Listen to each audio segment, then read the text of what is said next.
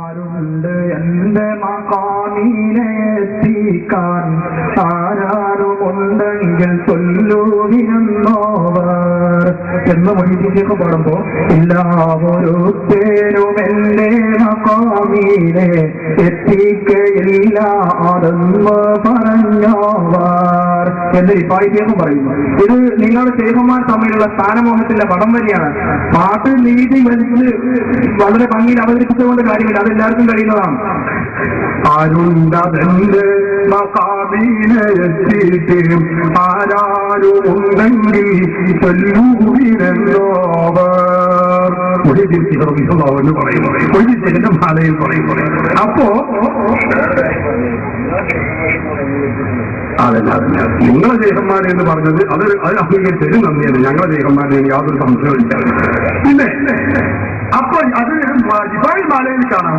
എല്ലാവരും എന്റെ മഖാമിനെ എത്തിക്കയില്ല അതെന്ന് പറഞ്ഞോവർ. നിങ്ങൾ ചോദിക്കാത്ത രണ്ടു വരി കൂടി ഞാൻ പാടിത്തരാം. ബാവാമുദൂദിന് കുത്തുബായി വന്നോവർ ബാനം മതേടിയിലും കേടീകരിച്ചോവർ. പാപ്പയുടെ മുതുകിലായിരുന്നപ്പോൾ തന്നെ മൊഴിയത്തിൽ ചെയ്ത് കുത്തുബായിരുന്നു.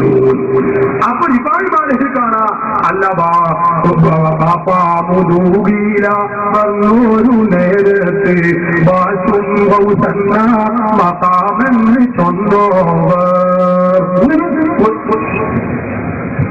ഇവിടെ ചോദ്യം ഉന്നയിച്ച ആളുകൾ അവർ പൂർണ്ണമായ സംരക്ഷണം നാം അവർക്ക് കൊടുക്കാമെന്ന് എപ്പോഴാണ് ആരും ഇവിടെ ചോദിക്കുന്ന ആളുകൾ ചോദ്യം ചെയ്യാനോ മറ്റോ ആരും നിൽക്കരുത് എന്ന് പ്രത്യേകമായി ഉണർത്തുന്നു. അവർക്ക് ഇതിനെ അവർ ഇഷ്ടം പോലെ ചോദിക്കാനും നടക്കാനും ഒക്കെയുള്ള അവസരം ഉണ്ട്. അതുകൊണ്ട് ആരെങ്കിലും ഏതിലെങ്കിലും ചോദ്യകർത്താക്കൾ ആരെങ്കിലും റോഡിലൂടെയോ മറ്റോ നടക്കുന്ന അവസരത്തിൽ അവരെ പിടിച്ചു വെക്കാനോ ചോദ്യം ചെയ്യാനോ ആരും തുനിയരുത് എന്ന് പ്രത്യേകം ഉണർത്തുന്നു. എല്ലാവരും ഇവിടെ ശ്രദ്ധിക്കാം. മറുപടി ഇവിടെയാണ് പറയുന്നത്. എന്താണ്? അപ്പോ മുഹീദ്ദീൻ ശൈഖ് റളിയല്ലാഹു അൻഹുവും റിഫായി ശൈഖ് റളിയല്ലാഹു അൻഹുവും തമ്മിൽ അവരുടെ മാലകളിൽ ആ മാലകളിലുള്ള മത്സരമാണ് ഈ സഹോദരൻ ചോദിച്ചിട്ടുള്ളത്. സഹോദരങ്ങളെ നാം മനസ്സിലാക്കേണ്ടത് അതിന് ബഹുമാനപ്പെട്ട മുഹീദ്ദീൻ ശൈഖ് റളിയല്ലാഹു അൻഹുവും റിഫായി ശൈഖ് റളിയല്ലാഹു അൻഹുവും തമ്മിൽ വലിയ മത്സരമുണ്ട് എന്നോ ശാസ്ത്രമുണ്ട് എന്നോ അല്ല. റിഫായി ശൈഖും മുഹീദ്ദീൻ ശൈഖും കൂടി ആവുകയാണെങ്കിൽ അവര് ഏറ്റവും അതിൽ ഉന്നതൻ ബഹുമാനപ്പെട്ട റിഫായി മുഹീദ്ദീൻ ശൈഖ് റളിയല്ലാഹു അൻഹു ആണ്. അവരിലേക്ക് ചേർത്ത് നോക്കിയാൽ റിഫായി ശൈഖ് റളിയല്ലാഹു അൻഹു ചെറിയ ആളാണ്. അപ്പൊ മുഹീദ്ദീൻ ശൈഖ് റളിയല്ലാഹു അൻഹു ഈ പറഞ്ഞത് എന്റെ മഖാമിനെ ആരും എത്തിച്ചിട്ടില്ല എന്ന് പറയുന്നത് അതിന്റെ അർത്ഥം റസൂലുള്ളാഹി തങ്ങൾ എത്തിച്ചിട്ടില്ല, മദ്ഹബിന്റെ ഇമാമുകൾ എത്തിച്ചിട്ടില്ല, സ്വഹാബത്തും എത്തിച്ചിട്ടില്ല എന്നല്ല. നമ്മൾ മനസ്സിലാക്കായിട്ട് ആകാത്തത് കൊണ്ടാണ്. അതിന്റെ അർത്ഥം ബഹുമാനപ്പെട്ട മുഹീദ്ദീൻ ശൈഖ് റളിയല്ലാഹു അൻഹു അവരുടെ കാലഘട്ടത്തിലുള്ള ഔലിയാക്കളെ അപേക്ഷിച്ച് വലിയ സ്ഥാനത്താണ് എന്നാണ്. അതേ അവസരത്തിൽ റിഫായി ശൈഖ് റളിയല്ലാഹു അൻഹു പറയുന്നതോ മുഹീദ്ദീൻ ശൈഖ് കഴിച്ച് ബാക്കിയുള്ള കാലഘട്ടത്തേക്ക് ചേർത്തി നോക്കുമ്പോൾ അവരുടെ കാലഘട്ടത്തിൽ റിഫായി ശൈഖാണ് വലിയവൻ എന്നേ ഉള്ളൂ. അതല്ലാതെ മറ്റ് റസൂലുള്ളാഹിയേക്കാളും അമ്പിയാക്കളെക്കാളും മലക്കുകളെക്കാളും ഒക്കെ മഹാൻ മുഹീദ്ദീൻ ശൈഖാണെന്നോ റിഫായി ശൈഖാണെന്നോ അവർക്ക് ആർക്കും പാഠമില്ല. ഇത് നമ്മൾ ഇങ്ങനെ വേർതിരിച്ച് മനസ്സിലാക്കണം. എന്തുകൊണ്ട്? വിശുദ്ധ ഖുർആനിൽ തന്നെ കാണാം. അങ്ങനെയാണെങ്കിൽ നമ്മൾ ഖുർആനിൽ വൈരുദ്ധ്യമുണ്ടെന്ന് പറയുന്നേ. വിശുദ്ധ ഖുർആനിൽ നമുക്ക് കാണാൻ കഴിയുന്നു. ബഹുമാനപ്പെട്ട ഇബ്രാഹിം നബി അലൈഹിസ്സലാത്തു വസ്സലാം പറയുന്നു വഅന അവ്വലുൽ മുസ്ലിമീൻ, ഞാനാണ് മുസ്ലിമീങ്ങളിൽ വെച്ച ആദ്യത്തെ നബി. ആദ്യത്തെ ആൾ ഇബ്രാഹിം നബിയാണോ? അതിന്റെ മുമ്പ് വേറെ ആളുകളില്ലേ? ആദം നബിയില്ലേ? മറ്റു പലരുമില്ലേ? മൂസാ അലൈഹിസ്സലാത്തു വസ്സലാമിനെ കുറിച്ച് കാണാം. മൂസാ നബി പറയുന്നു വഅന അവ്വലുൽ മുസ്ലിമീൻ, ഞാനാണ് ആദ്യത്തെ ആളുകൾ. ഖുർആനിലും ഹദീസിലും ഉള്ളതാണ്. അപ്പൊ അതിന്റെ അർത്ഥം റബ്ബിന്റെ തമ്മിൽ ഖുർആൻ തന്നെ വൈരുദ്ധ്യമാണ്. അപ്പൊ മൂസാ നബിയും ഇബ്രാഹിം നബിയും തമ്മിൽ തന്നെ തീരുമാനമായിട്ടില്ല. അതുകൊണ്ട് ഇത് വൈരുദ്ധ്യമാണ്, നമുക്ക് ചെല്ലാൻ പറ്റൂല എന്ന് ആരും പറഞ്ഞിട്ടില്ല. അതിന് വിശദമായ മറുപടി ഉണ്ട്. എന്താണ് ഇബ്രാഹിം നബി അലൈഹി സ്വലാത്തു വസ്സലാം പറഞ്ഞതിന്റെ അർത്ഥം? ഇബ്രാഹിം നബിയുടെ കാലഘട്ടത്തിലും ആ ഉമ്മത്തിലുമുള്ള ആദ്യത്തവൻ ഇബ്രാഹിം നബിയാണ്. മൂസാ നബി അലൈഹി സ്വലാത്തു വസ്സലാം ആദ്യത്തവനാണെന്ന് പറഞ്ഞത് അവരുടെ ആ സമുദായത്തിലും ആദ്യത്തിലുമുള്ളവൻ അവരാണ്. തമ്മിൽ വൈരുദ്ധ്യമില്ല. ഇതാണ് ഇങ്ങനെ ഒരുപാട് ആയത്തുകളും ഹദീസുകളും നമുക്ക് കാണാൻ കഴിയും. ഇതാണ് അതിന്റെ വസ്തുത. അപ്പൊ ബഹുമാനപ്പെട്ട മുഹീദ്ദീൻ ശൈഖ് റളിയല്ലാഹു അൻഹു പറയുന്നതും റിഫായി ശൈഖ് റളിയല്ലാഹു അൻഹു തമ്മിൽ പറയുന്നതും ഒരു വൈരുദ്ധ്യവുമില്ല. അത് ആപേക്ഷികമായി ആ കാലഘട്ടത്തെ കുറിച്ച് മാത്രമാണ് എന്ന് മനസ്സിലാക്കിയാൽ ഒരു പ്രശ്നവുമില്ല. അതുപോലുള്ള പ്രയോഗങ്ങൾ ഖുർആനിലും സുന്നത്തിലും യഥേഷ്ടം നമുക്ക് കാണാൻ കഴിയും. അത് തന്നെ മാത്രമേ മുഹ്യിദ്ദീൻ മാലയിലും റിഫായി മാലയിലും ഉള്ളൂ.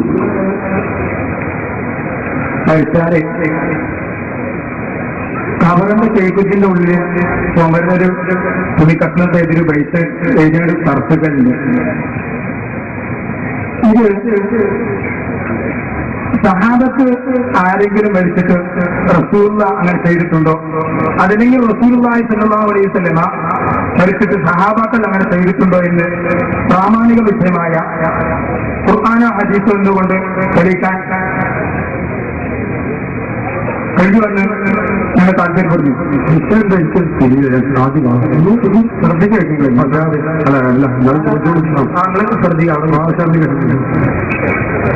മരിക്കുമ്പോ നിങ്ങൾ കവറിന്റെ കേൾക്കുന്നുണ്ടല്ലോ, അതിലേക്ക് ഈ കഷ്ണത്തിലൊരു ബൈസ്റ്റേജ് ഒക്കെ ഉണ്ടല്ലോ ചർച്ചിട്ടുണ്ട്. അത് അതായത് ഈ മുഖത്തെഴുത്തി എന്നോ കഫൻ പുറയിൽ എഴുത്തി എന്നൊക്കെ പല കോശത്തിലും പറയപ്പെടുന്ന പല നാട്ടിലും പല പേരാണ്.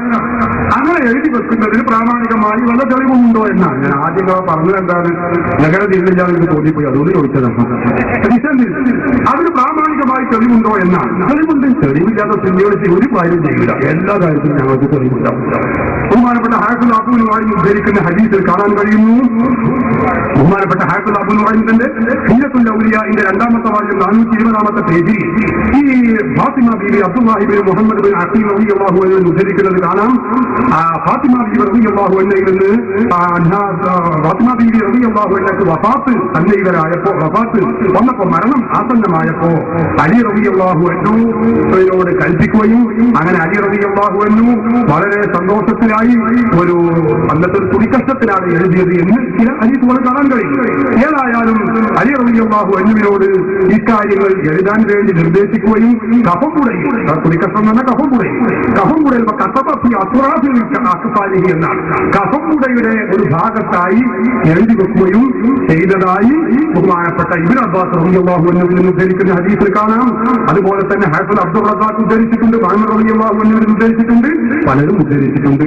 ഇക്കാര്യം ബഹുമാനപ്പെട്ട ഇമാം സുലൈമാനുൽ ജമൽത്തിന്റെ ഹാസിയത്തുൽ ജമലിന്റെ 2ാമത്തെ വാല്യം 204-ാമത്തെ പേജിൽ ഇത് രേഖപ്പെടുത്തി വെച്ചിട്ടുണ്ട്. ബഹുമാനപ്പെട്ട അലി ശബറ മജ്ലിസി ഹാസിയത്തുൽ നിഹായയുടെ 3-ാമത്തെ വാല്യം 8-ാമത്തെ പേജിൽ രേഖപ്പെടുത്തി വെച്ചിട്ടുണ്ട്. ഇമാം തുർമദി ഉദ്ധരിക്കുന്ന മറ്റൊരു ഹദീസിൽ തൽസീഹുൽ മുസ്തഫീദിലും രേഖപ്പെടുത്തി വെച്ചിട്ടുണ്ട്. ഒട്ടും വളരെ നമുക്കിത് കാണാൻ കഴിയും. അതുകൊണ്ടാണ് സുന്നികൾ ഇതും സുന്നി വിരുദ്ധന്മാരുടെ തുറന്ന ചർച്ചയായതുകൊണ്ട് നൂരിഷാ തരീഖത്തിനെ സംബന്ധിച്ചാണ് ഞാൻ ചോദിക്കുന്നത്. നൂരിഷാ തരീഖത്തിനെ സമസ്ത സുന്നി വിഭാഗം എന്തുകൊണ്ടാണ് എതിർക്കപ്പെടുന്നത്? അത് എതിർക്കുന്നുണ്ടെങ്കിൽ അതിന്റെ സുന്നി വിഭാഗം ഏതെങ്കിലും ഒരു പുസ്തകം ഇറക്കിയിട്ടുണ്ടെങ്കിൽ ആരാണ് ഇറക്കിയത് എന്നും ഏതാണ് പുസ്തകത്തിന്റെ പേരുമെന്നും വിനിതമായി പറയാം.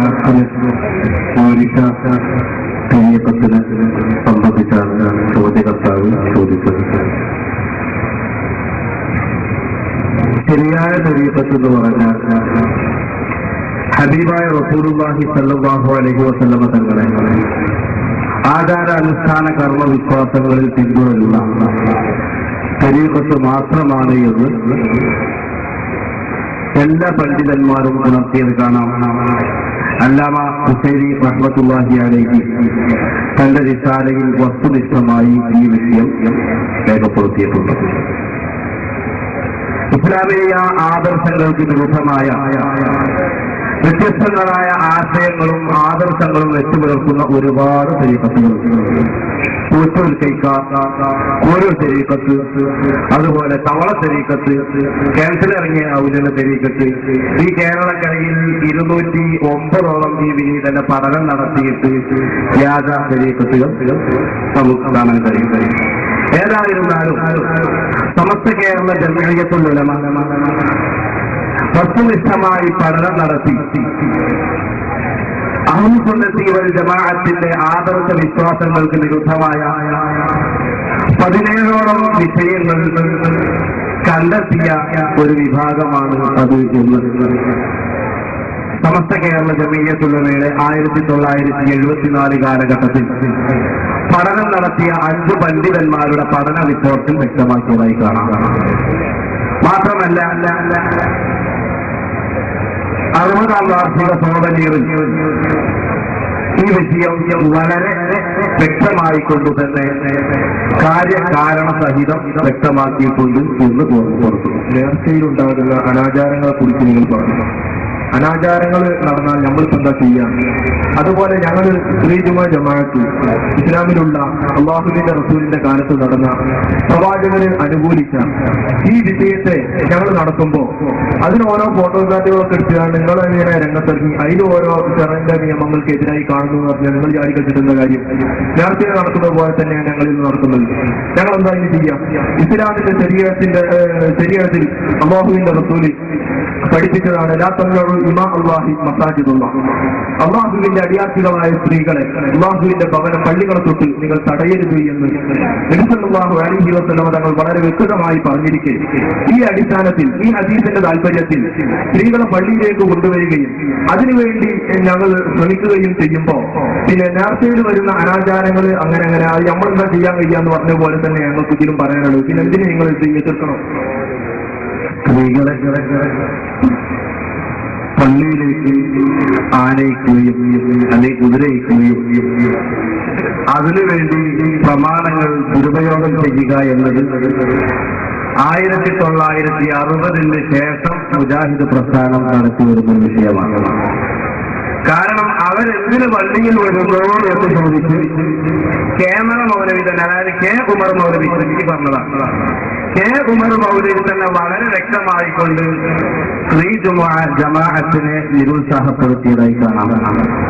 മാത്രമല്ല 20ാം നൂറ്റാണ്ടിലെ ഇബ്നു തൈമിയ്യ എന്ന് വിശേഷിപ്പിച്ച 2000 ജൂലൈയിലക്കം അൽമനാലിൽ വസ്തുനിഷ്ഠമായി പരിചയപ്പെടുത്തിയ നാസിറുദ്ദീൻ അൽബാനി എന്ന് പറയുന്ന വ്യക്തി അഹ്ലു സുന്നത്തി വൽ ജമാഅത്തിന്റെ ആദർശത്തിന്റെ അവസാന വാക്കി എന്ന് പരിചയപ്പെടുത്തിയ പ്രസ്തുത വ്യക്തി അദ്ദേഹത്തിന്റെ ഹിജാബുൽ മർഅത്തുൽ മുസ്ലിമ ഈ കിതാബി വസ്തുന്ന വിശുദ്ധ ഖുർആൻ അടിസ്ഥാനത്തിൽ സുന്നത്ത് അടിസ്ഥാനത്തിൽ ഖുർആനും സുന്നത്തും അടിസ്ഥാനത്തിൽ മുസ്ലിം വനിതയുടെ മറയുടെ ഹിജാബിന്റെ വിധി പറഞ്ഞ ഈ വ്യക്തി അദ്ദേഹത്തിന്റെ ഈ ഗ്രന്ഥത്തിന്റെ 75ാമത്തെ പേജിൽ പറയുന്നു, അല്ലാഹുവിന്റെ റസൂലിന്റെ ഹദീസ് ധരിച്ചുകൊണ്ട് സ്ത്രീകൾ വീടിന്റെ ഉള്ളിലാണ് നിസ്കരിക്കേണ്ടത് എന്ന് പറഞ്ഞതിന് ശേഷം ഹജ്ജിൽ വരാറുള്ള ചില സ്ത്രീകൾ അവിടെയുള്ള ജമാഅത്തിൽ പങ്കെടുക്കുന്നതിന് നഖശിഖാന്തം ഈ വ്യക്തി ഈ 20ാം നൂറ്റാണ്ടിലെ ഇബ്നു തൈമിയ്യ എന്ന് പറയുന്ന അവസാന വാക്കായ നാസിറുദ്ദീൻ അൽബാനി വളരെ വസ്തുനിഷ്ഠമായി വിശുദ്ധ ഖുർആനിന്റെയും തിരുസുന്നത്തിന്റെയും അടിസ്ഥാനത്തിൽ വിമർശിക്കുകയുണ്ടായി. മാത്രമല്ല നേരത്തെ പറഞ്ഞ 1.25 എന്ന പുസ്തകം ഇസ്ലാഹി പ്രസ്ഥാന ചരിത്രത്തിന്റെ രാമുഖം എന്ന ഈ പുസ്തകത്തിന് ശൈഖുൽ ഇസ്ലാം ഇബ്നു തൈമിയ്യ എന്ന ഇസ്ലാഹി പ്രസ്ഥാനത്തിന് തുടക്കം കുറിച്ച നേതാവെന്ന് പരിചയപ്പെടുത്തിയ ഇബ്നു തൈമിയ്യ എന്ന് പറയുന്ന വ്യക്തി അദ്ദേഹത്തിന്റെ അൽ ഹിജാബ് വസ്സുഹൂർ എന്ന പേരുള്ള ഗ്രന്ഥത്തില് 25ാമത്തെ പേജിൽ വളരെ വസ്തുനിഷ്ഠമായി വഖുന്ന നിസാഉൽ മുസ്ലിമീന യുസല്ലീന ഫീ ബുയൂതിഹിന്ന മുസ്ലിങ്ങളായ വനിതകളാണോ വീട്ടിലാണ് നിസ്കരിക്കേണ്ടത് എന്ന് പറയുണ്ടായി. എന്താണ് കാരണം? എന്താണ് മുജാഹിദിന്റെ ഉത്തരവാദിത്തപ്പെട്ട നേതാക്കന്മാർ? കേരളത്തിൽ മാത്രമേ വാദക്കാരുള്ളൂ. അല്ലാഹുവിന്റെ റസൂലിന്റെ കാലഘട്ടത്തിൽ തന്നെ ഇസ്ലാം കേരളത്തിൽ വന്നു എന്ന് ഒന്നേക്കാൾ ചില പുസ്തകം പറയുന്നുണ്ട്. 1942 ആദ്യമായി സ്ത്രീകൾ പള്ളിയിൽ വന്നതെന്ന് 1995 പുടവവാരികയിൽ വളരെ വ്യക്തമായി കൊണ്ട് തന്നെ രേഖപ്പെടുത്തിയിട്ടുണ്ട്.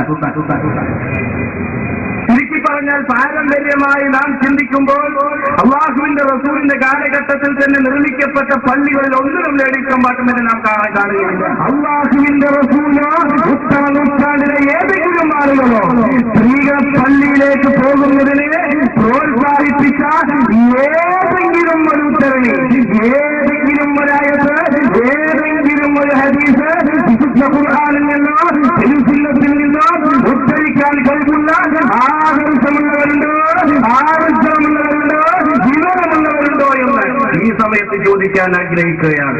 ഏതായിരുന്നാലും പറഞ്ഞു വന്നത് അല്ലാഹുവിന്റെ റസൂല് പ്രോത്സാഹിപ്പിച്ചിട്ടില്ല. ഈ വസ്തുത മുജാഹിദുകൾ മുമ്പ് പറഞ്ഞിരുന്നു. അതുപോലെ തന്നെ ജമാഅത്തെ ഇസ്ലാമിക്കാർ എല്ലാ മൗദൂദിയുടെ പുസ്തകവും ട്രാൻസ്ലേറ്റ് ചെയ്യാറുണ്ട്. അവർ ട്രാൻസ്ലേറ്റ് ചെയ്യാത്ത, ഇന്ന് ട്രാൻസ്ലേറ്റ് ചെയ്ത് പ്രസിദ്ധപ്പെടുത്താത്ത എന്നോ ഏതോ ഒരാൾ ചെയ്തിരുന്നു എന്ന് കേൾക്കോട് പിന്നെ അടക്കം ചെയ്തിട്ടുണ്ട്. ഒരു പുസ്തകമാണ് മൗദൂദി സാഹിബിന്റെ ഹിജാബ് എന്ന് പറയുന്ന പുസ്തകം. ആ പുസ്തകത്തിൽ സുന്നികൾ പറയുന്നതിലും കണിശമായി ഈ വിഷയത്തെ വസ്തുനിഷ്ഠമായി അദ്ദേഹം പറഞ്ഞത് കാണാം. ഏതായിരുന്നാലും സ്ത്രീകൾ പള്ളിയിൽ പോവുക എന്ന ഏർപ്പാട് ഖുർആൻ പരിചയപ്പെടുത്തിയിട്ടില്ല. ഖുർആനിൽ പള്ളികളിൽ ആര് സംബന്ധിക്കണം എന്ന് പറഞ്ഞപ്പോ എല്ലാ പള്ളിയിലും നബിയെ കയറരുത്, മസ്ജിദും തഖ്വയിൽ അധിഷ്ഠിതമായി നിർമ്മിക്കപ്പെട്ട പള്ളിയിലാണ് നബിയെ താങ്കൾക്ക് നിൽക്കാൻ കഴിയുന്നത്, നിൽക്കേണ്ടത്, നിസ്കരിക്കേണ്ടതെന്ന് പരിചയപ്പെടുത്തിയപ്പോൾ അതിന്റെ ലക്ഷണം പറഞ്ഞത് സ്വീകരിച്ചാലും ആളുകൾ മാത്രം പങ്കെടുക്കുന്ന പള്ളി എന്നാണ്. കാരണം ഇവിടെ ചേകന്നൂര് പള്ളി ഉണ്ടാക്കിയപ്പോൾ ഖുർആൻ ദർശനത്തിൽ പറയുന്നു പെണ്ണുങ്ങൾ പള്ളിയിൽ പോകണമെന്ന്. ഖാദിയാനികൾ പറയുന്നു അഹമ്മദിയ സന്ദേശത്തിൽ സ്ത്രീകൾ പള്ളിയിൽ പോകണമെന്ന്. മുജാഹിദ് പ്രസ്ഥാനം ഇപ്പോൾ പറയുന്നു സ്ത്രീകൾ പള്ളിയിലേക്ക് പോകണമെന്ന്. ജമാഅത്തെ ഇസ്ലാമിക്കർ പറയുന്നു തുറക്കണം പള്ളിവാതിലുകൾ വലിയ കാര്യമാണ്. എല്ലാ വിഭാഗവും പറയുന്നു, ഖുർആൻ പറയുന്നു ഏറ്റവും നിങ്ങൾക്ക് നിൽക്കാനും നിസ്കരിക്കാൻ ഉതകുന്ന പള്ളി വേണം. പുരുഷന്മാർ പങ്കെടുക്കുന്ന പള്ളിയാണത്. പരിചയപ്പെടുത്തിയത് കാണാം. എന്താണ് ഇങ്ങനെ പറയാൻ കാരണം? എന്താണ് പെണ്ണുങ്ങളെ മാത്രം പുരുഷന്മാർ മാത്രം എന്ന് പറയാൻ കാരണം?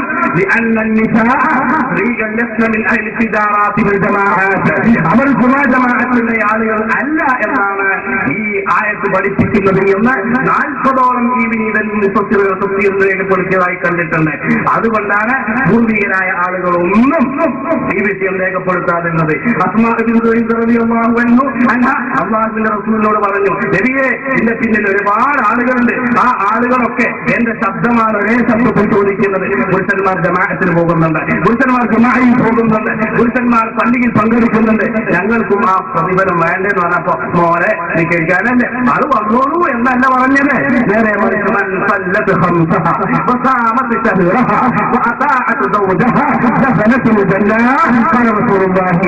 അല്ലാഹുവിന്റെ റസൂല് പറഞ്ഞത് പോലെ നീ വീട്ടിൽ കയറിയിരുന്നു കൊണ്ട് 5 വർഷം നിസ്കരിച്ച് ഭർത്താവിന് വഴിപ്പെട്ട് നീ നിസ്കരിക്കുകയാണെങ്കിൽ, നോമ്പെടുക്കുകയാണെങ്കിൽ, കാത്തു കൊടുക്കുകയാണെങ്കിൽ അതാണ് നിങ്ങൾക്ക് ഉത്തമം എന്ന് അല്ലാഹുവിന്റെ റസൂല് ഓർമ്മപ്പെടുത്തുകയുണ്ടായി. അപ്പൊ ഖുർആനും സുന്നത്തും സ്ത്രീകൾ പള്ളിയിൽ പോവുക എന്നതിനെ പ്രോത്സാഹിപ്പിച്ചിട്ടേ ഇല്ല. അതുകൊണ്ടാണ് കേരളക്കരയിൽ ഇസ്ലാം കൊണ്ടുവന്നത് സഹാബത്തെ കിറാമിന്റെ കാലഘട്ടത്തിൽ തന്നെയായിരുന്നു എന്ന് ഈ ഇസ്ലാമി പ്രസ്ഥാന ചരിത്രത്തിന്റെ നാമുഖം എന്ന പുസ്തകത്തിൽ വളരെ വ്യക്തമായിക്കൊണ്ട് കേരളത്തിലെ ആദ്യത്തെ ഇസ്ലാമി നേതാവ് നബിയുടെ കാലത്ത് തന്നെ മതപ്രബോധകനായി ഇവിടെ വന്നിറങ്ങിയ മാലിക്കുദ്ദീനാണെന്ന് ഈ പുസ്തകത്തിൽ പറയുന്നു. ഇനി കേരളക്കരയിൽ ഇസ്ലാമിന്റെ പ്രചണ്ഡമായ പ്രബോധന പ്രവർത്തനങ്ങൾക്ക് വേണ്ടി ഇറങ്ങിത്തിരിച്ച മഹാരഥന്മാരായ സഹാബത്തെ കിറാം അവരിങ്ങനെ ആശയം കാണിച്ചോ? ഇല്ല. എന്നെ ആദ്യമായി പള്ളിയിൽ പോയത് ഈ പാദധന്യം എന്ന് പറഞ്ഞ് 2 താത്താര്, ഒന്ന് വെള്ളാറന്മാരെ കദീസ കുട്ടി, 109 മരുന്ന് പോലെ, ഒന്ന് വെള്ളാറന്മാരെ കദീസ കുട്ടി, ഒന്ന് PK ആമിന. എന്താണ് കേരളത്തിൽ ആദ്യമായി അല്ലാഹുവിന്റെ പള്ളിയിൽ പോയി ആരാധനാ കർമ്മങ്ങളിൽ പങ്കെടുത്ത രണ്ട് മുസ്ലിം വനിത, ഒന്ന് മാലിക്കുനിലാന്റെ പെണ്ണുങ്ങളും ഒന്ന് മുഹമ്മദ് പെണ്ണുങ്ങളും അല്ല, നേരെ മറിച്ച് ആരാണ്? 1942 അവരിങ്ങനെ ചരിത്രങ്ങൾ, അവർ ചരിത്ര ശകലങ്ങൾ ഓർമ്മകളുടെ അറയിൽ നിന്ന് തികഞ്ഞെടുക്കുന്നു. 1940 സ്ത്രീകൾ പള്ളിയിൽ പ്രവേശിക്കുകയെന്ന് പലർക്കും ഊഹിക്കാൻ പോലും സാധ്യമാവാത്ത കാര്യമായിരുന്നു. എന്നൊക്കെ പറഞ്ഞാൽ ഊഹിക്കാൻ പോലും കഴിയാത്ത സംഗതിയാണ് പള്ളിക്ക് പോകല് എന്നിങ്ങനെ പറഞ്ഞ് എത്രത്തോളം പറഞ്ഞോറിയോ? ഇസ്ലാഹി തറവാട്ടിലെ പ്രമുഖ പണ്ഡിതന്മാർ ഇടയ്ക്കിടെ ഖദീജക്കുട്ടിയെ സന്ദർശിക്കാറുണ്ട്. ഇക്കൂട്ടത്തിൽ KNM സംസ്ഥാന സെക്രട്ടറി AP അബ്ദുൽ ഖാദർ മൗലവി പ്രത്യേകം എടുത്തു പറഞ്ഞു, ഈ അടുത്ത് ഏതാനും മാസങ്ങൾക്ക് മുമ്പ് അദ്ദേഹം ഒന്ന് കുശലാന്വേഷണം നടത്തിക്കൊണ്ടെങ്കിൽ അത് കുഴപ്പമില്ല. ഞാനത് പറഞ്ഞത് എന്താണ്? പറഞ്ഞത് നബി തങ്ങളുടെ കാലത്തോ സഹാബത്തിന്റെ കാലഘട്ടത്തിലോ ഇല്ല, ഉത്തമ നൂറ്റാണ്ടിൽ തന്നെ ഇസ്ലാമിക ആദർശങ്ങൾ വന്ന കേരളക്കരയില് 1300 ചില്ലാനം കൊല്ലങ്ങൾ കാത്തിരിക്കേണ്ടി വന്നു എന്നത് ഒരു വസ്തുതയാണ്. അപ്പൊ ഖുർആനും സുന്നത്തും പരിചയപ്പെടുത്തിയിട്ടില്ല. പിന്നെ അവർ ഊതിയത് ഹദീസുണ്ട്. ഏതാണ് ഹദീസ്? ലാ തംനഉ ഇമാ അല്ലാഹി മസാജിദുല്ലാഹ് എന്ന ഹദീസാണ്. ആ ഹദീസിനെ സംബന്ധിച്ച് ബഹുമാനപ്പെട്ട പണ്ഡിതന്മാർ രേഖപ്പെടുത്തിയില്ലേ? ബഹുമാനപ്പെട്ട ഇമാം ശാഫിഈ റളിയല്ലാഹു അൻഹു അവിടുത്തെ ഇഖ്തിലാഫുൽ ഹദീസ് എന്ന കിതാബിൽ വളരെ വ്യക്തമായി കൊണ്ട് തന്നെ പറഞ്ഞു, വബഖിയ അലൈക അൻ തസ്അല മാ മാനാ ഖൗലി നബി സല്ലല്ലാഹു അലൈഹി വസല്ലം, നബി തങ്ങൾ എന്ത് പറയുന്നു എന്ന് നിനക്ക് ഒരിക്കൽ ചോദിച്ചേക്കാം. ലാ തംനഉ ഇമാ അല്ലാഹ് എന്ന ഖൗലിനെ സംബന്ധിച്ച് നിനക്ക് എന്ത് പറഞ്ഞേക്കാം? അതെന്താണ്? പള്ളിയെ തൊട്ട് ഒന്നും തടയരുത് എന്ന് പറഞ്ഞാൽ ഹജ്ജിനും പോകാൻ പറ്റൂല, ഹജ്ജിനും പോകാൻ പാടില്ല. അള്ളാഹിന്റെ അടിയാത്തികളെ പള്ളികളെ തൊട്ട് മുഴുവനും തടഞ്ഞു എന്ന് വെക്കുക. അപ്പൊ എങ്ങനെ കഅബാലയത്തിൽ പോയി ഹജ്ജ് ചെയ്യുക? അപ്പൊ കഅബാലയത്തിൽ പോയി ഹജ്ജ് ചെയ്യുക എന്നുള്ളതിനെ കൂടെ വിലക്കൽ വരും. അപ്പൊ പെണ്ണുങ്ങളെ തടയാൻ പാടില്ല അൻ ഫരീദത്തിൽ ഹജ്ജ്, ഹജ്ജിനെ തൊട്ട് എന്ന് ഇമാം ശാഫിഈ പറയുന്നു. അതുപോലെ മആലി മുസ്ലിം പറയുന്നു. അല്ലാമ ബൈഹഖി പോലെയുള്ളവരൊക്കെ ഈ വിഷയം രേഖപ്പെടുത്തിയിട്ടുണ്ട് എന്ന് ഓർമ്മപ്പെടുത്തുന്നു. എന്നോട് പള്ളികൾക്കിൽ പോയി പഠിക്കണം എന്നൊക്കെ പഠിപ്പിക്കുന്നില്ല. മസാജിദുല്ലാഹ് എന്ന വാക്കിന് എന്താ അർത്ഥം പറ്റും? ഞാൻ അങ്ങോട്ട് പഠിപ്പിച്ചേരാം. മസ്ജിദും മസ്ജിദാനി മസാജിദ് ജമ്മലിടും. മസാജിദ് എന്ന് പറഞ്ഞാൽ എങ്ങനെ? ലാ തംനഉ ഇമാ അല്ലാഹി മസാജിദ, ചുരുങ്ങിയത് അള്ളാഹുവിന്റെ 3 പള്ളികളെ തൊട്ടെങ്കിലും അള്ളാഹുവിന്റെ അടിയാത്തികൾ നിങ്ങൾ തടയരുത്, ചുരുങ്ങിയത്. എങ്കിൽ പിന്നെ ഏതടിസ്ഥാനത്തിലാണ്? പ്രവാചകർക്ക് തെറ്റുപറ്റിയതാണോ? തെറ്റുപറ്റിയതാണ് എന്ന് ഞങ്ങൾ പറയുന്നതിൽ ഞങ്ങൾക്ക് വിരോധമില്ല. നിങ്ങളാണ് പാപം കുറച്ചത് എന്നൊക്കെ പറഞ്ഞ് വലിയ പൊക്കി നടക്കുന്ന ആളുകൾ. ഞങ്ങൾ ഒരു മനുഷ്യൻ, നമ്മളെപ്പോലെ മനുഷ്യൻ എന്ന നിലയ്ക്ക് തന്നെ കാണുന്നുള്ളൂ. പ്രവാചകര് ദീനിൽ പ്രചരിപ്പിക്കാൻ വന്ന ഒരാള് എന്നതിലുപരി മറ്റൊന്നും ഞങ്ങൾ അവരിൽ വിശ്വസിക്കുന്നില്ല. മാത്രമല്ല, വിശുദ്ധ ഖുർആൻ പല സ്ഥലങ്ങളിൽ തന്നെ പറഞ്ഞു അബദ്ധവല്ല, പ്രവാചകര് തെറ്റുകൾ പല സ്ഥലങ്ങളിലായി ഖുർആൻ പറഞ്ഞു. നേരത്തെ തൊള്ള കെട്ടുകാൻ എന്നെ പേടിപ്പിച്ചല്ലോ, ഇപ്പം തൊള്ളടാൻ കഴിയും.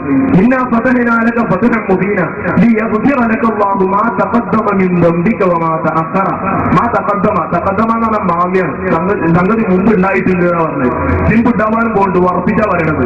അങ്ങയുടെ ദോഷങ്ങൾ പൊറത്തു തരാൻ വേണ്ടി മറ്റൊരായത്തിൽ അങ്ങയുടെ ദോഷം പൊറത്തു കിട്ടാൻ വേണ്ടി അങ്ങ് അള്ളാഹുവിനോട് പാപമോചനം നടത്തണം. വലിയ മുഅ്മിനീന വൽ മുഅ്മിനാത്ത്, ഇങ്ങനെ വിശുദ്ധ ഖുർആനിൽ പല സ്ഥലങ്ങളിൽ പറയുന്നുണ്ട്. ഇതുപോലെ പ്രവാചകർക്ക് ഒരു തെറ്റ് പറ്റിയതാണെങ്കിൽ ഓക്കെ, റെഡി, സമ്മതിക്കാം. പക്ഷേ മസാജിദുല്ലാഹ് എന്ന് പറഞ്ഞ ആശയത്തിന് നിങ്ങൾ ഒരു പള്ളി എന്ന അർത്ഥം വെച്ചത് ശരിയല്ല, വിശദീകരിക്കേണ്ടതുണ്ട്. എല്ലാ പള്ളികളെ കൂടെ തൊട്ട് വിലങ്ങരുത്. മസാജിദുല്ലാഹ്. കാരണം 1, 2 എന്ന് 3 ലോകത്ത് പള്ളി എന്നുള്ള പേരിൽ ഏതൊക്കെ പള്ളിയുണ്ടോ ആ പള്ളികൾ എല്ലാ പള്ളികളെ തൊട്ട് കൂടെ വിലങ്ങരുത്. കാരണം അങ്ങനെ പറഞ്ഞാൽ മസ്ജിദുൽ ഹറാം എന്നത് അതിൽ ഉൾപ്പെടുകയുള്ളൂ. അപ്പൊ അത് ഹജ്ജിന് പോകുന്നതിന് എതിരായി തീരും എന്നതാണ് അതിന്റെ അർത്ഥം. ഒന്ന്. രണ്ടാമത് മസാജിദ് എന്ന് പറഞ്ഞാൽ ജമ്മാന്ന് വെച്ചാൽ എല്ലാ ജമ്മിലും അങ്ങനെ ഉണ്ടായിക്കൊള്ളുന്നില്ല. ഞാൻ ആദ്യം പറഞ്ഞതിന്റെ മറുപടി ഇനി നിങ്ങൾ പറഞ്ഞ പോലെ തന്നെ സമ്മതിക്കാന്ന് വെക്കാം.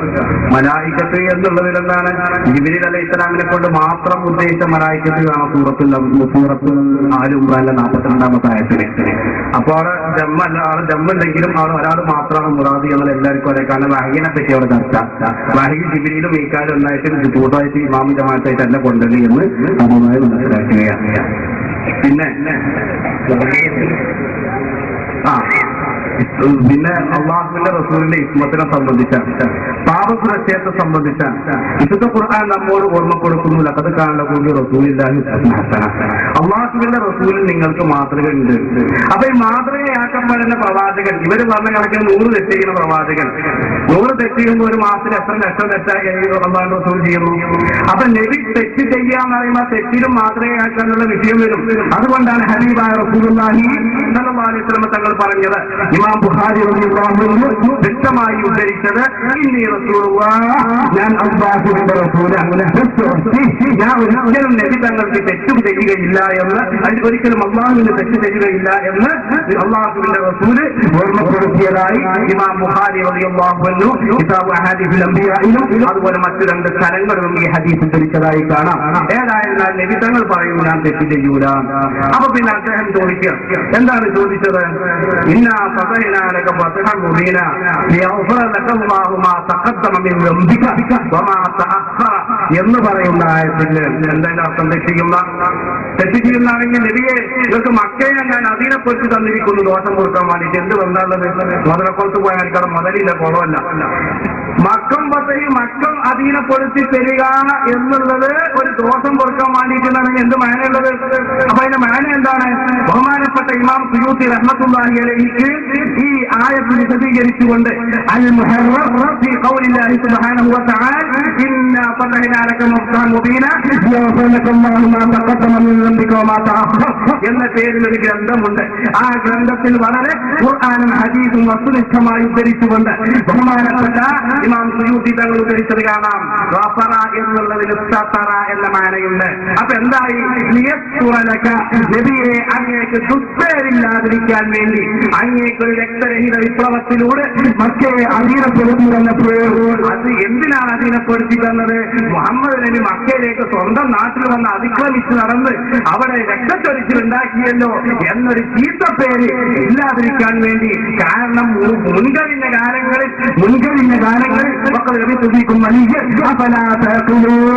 കഴിഞ്ഞുപോയ കാലങ്ങളിൽ അല്ലാഹുവിന്റെ റസൂൽ സൽപേര് നിലനിർത്തിയിട്ടുണ്ട്. ആ പേര് ദോഷം ഭാവിയിൽ വരാതിരിക്കാൻ വേണ്ടിയാണ് ഇതിന്റെ ഉദ്ദേശം എന്ന്, വരാതിരിക്കാനാണ് മക്ക രക്തഹീന വിപ്ലവത്തിലൂടെ കീഴ്പ്പെടുത്തി തന്നത് എന്നാണ് ഇതിന്റെ ഉദ്ദേശം എന്ന് പ്രമാണങ്ങൾ ഉദ്ധരിച്ചുകൊണ്ട് മഹാനരായ റസൂലുള്ളാഹി സ്വല്ലല്ലാഹു അലൈഹി വസല്ലം ഹദീസ് ഉദ്ധരിച്ചുകൊണ്ട് ഇമാം സുയൂത്തി റഹ്മത്തുള്ളാഹി അലൈഹി തന്റെ അൽ മുഹറർ എന്ന ഗ്രന്ഥത്തിൽ രേഖപ്പെടുത്തിയിട്ടുണ്ട് എന്ന് ഓർമ്മപ്പെടുത്തുന്നു. പിന്നെ നമ്പിക്ക എന്ന് പറഞ്ഞത് അത് ഐറമ്മിൽ മുഅ്മിനീൻ എന്ന് ഇമാം റാസിയും അതുപോലെയുള്ള മുഫസ്സിരീങ്ങളൊക്കെ രേഖപ്പെടുത്തിയതായി കാണാം എന്ന് ഓർമ്മപ്പെടുത്തുന്നു. ആ റാസി എന്ന് വായിച്ചാൽ അതിൽ ദന്തിൽ മുഅ്മിനീൻ എന്നുള്ളത് ദന്തിക്ക എന്നതിന് ദന്തിൽ മുഅ്മിനീൻ പച്ചക്കള്ളം ജനങ്ങളെ പറ്റിക്കാൻ വേണ്ടി വരും. ഇമാം റാസി റളിയല്ലാഹു അൻഹു തഫ്സീർ കബീറിൽ മാത്രമല്ല തന്റെ ഇസ്മത്തുൽ അംബിയാ എന്ന ഗ്രന്ഥത്തിലും അതുപോലെ ഇമാം സുയൂത്തി അൽ മുഹറർ എന്ന ഗ്രന്ഥത്തിലും ഇത് പറഞ്ഞിട്ടുണ്ട്. ആ കിതാബ് ഞാൻ കൊണ്ടുവന്നിട്ടില്ല എന്ന് ഉറപ്പെടുത്തും. നേരത്തെ പറഞ്ഞതുപോലെ ലോറി കുടിച്ച് വരേണ്ടി വരും. ഈ തൊഴിൽ ഉണ്ടാകും എന്നത് ഞങ്ങൾ ഔലിയാണെങ്കിൽ ഞങ്ങൾ നേരത്തെ തന്നെ അറിഞ്ഞു. ആ കിതാബ് കൊണ്ടൊക്കെ വന്നിരുന്നു. വലിയ മുഅ്മിനീന അവിടെ തന്നെ വലിയ മുഅ്മിനീനാണ്. പിന്നെ നന്ദിക്ക എന്ന് പറഞ്ഞിട്ട് ദന്തിൽ മുഅ്മിനീനാണ്. അതായത് നന്ദിക്ക എന്നതിന് വലിയ മുഅ്മിനാണെന്നുള്ള അർത്ഥത്തിൽ തഫ്സീറാണ്. അതായത് നിങ്ങളുടെ ദോഷം എന്നൊരിക്കലും തെറ്റിദ്ധരിക്കരുത്, അത് മുഅ്മിനീങ്ങളുടേതാണ് എന്നാണ്. അതായത് മഅ്തൂഫുൽ ഇലൈഹിൽ തെറ്റിദ്ധാരണ വരാതിരിക്കാൻ വേണ്ടി മറ്റൊന്ന് അസഫ് ആക്കാറുണ്ട്. അതിൽ പെട്ടതാണ് ഖുർആൻ ആവർത്തനം ചെയ്തു എന്നല്ലേ. ഖുർആനിൽ അല്ലാഹു സമൃദ്ധി എന്ന് പറയുന്നത് അല്ലാഹു സമൃദ്ധി ആവർത്തിക്കേണ്ടത് ആവർത്തിക്കേണ്ടത്. നമ്മുടെ മുസ്ലിം സമൂഹം അബീയാനായ റബീമാൻ എത്ര വട്ടം ഓതാറുണ്ട് മുഹമ്മദ്. ഈ ദന്തിക്ക എന്നതിന് ഇത് ദന്തിൽ മുഅ്മിനീന എന്ന് റാസിയിൽ പറഞ്ഞു എന്നത് ഏത് ഉദ്ധരണിയാണ്? അത് പറഞ്ഞതാണ്, വ്യക്തമായി പറഞ്ഞത്. ഇമാം റാസി റളിയല്ലാഹു അൻഹുവിന്റെ തഫ്സീറുൽ കബീറിന്റെ ഉദ്ധരണിയാണ്. ഇസ്മത്തുൽ അംബിയാ എന്നിടത്തും ഈ വ്യാഖ്യാനം രേഖപ്പെടുത്തിയിട്ടുണ്ട്. ചോദ്യം സംബന്ധിച്ച് മറുപടി പറയാനെന്ന് ആദ്യമായി ഓർക്കുന്നു.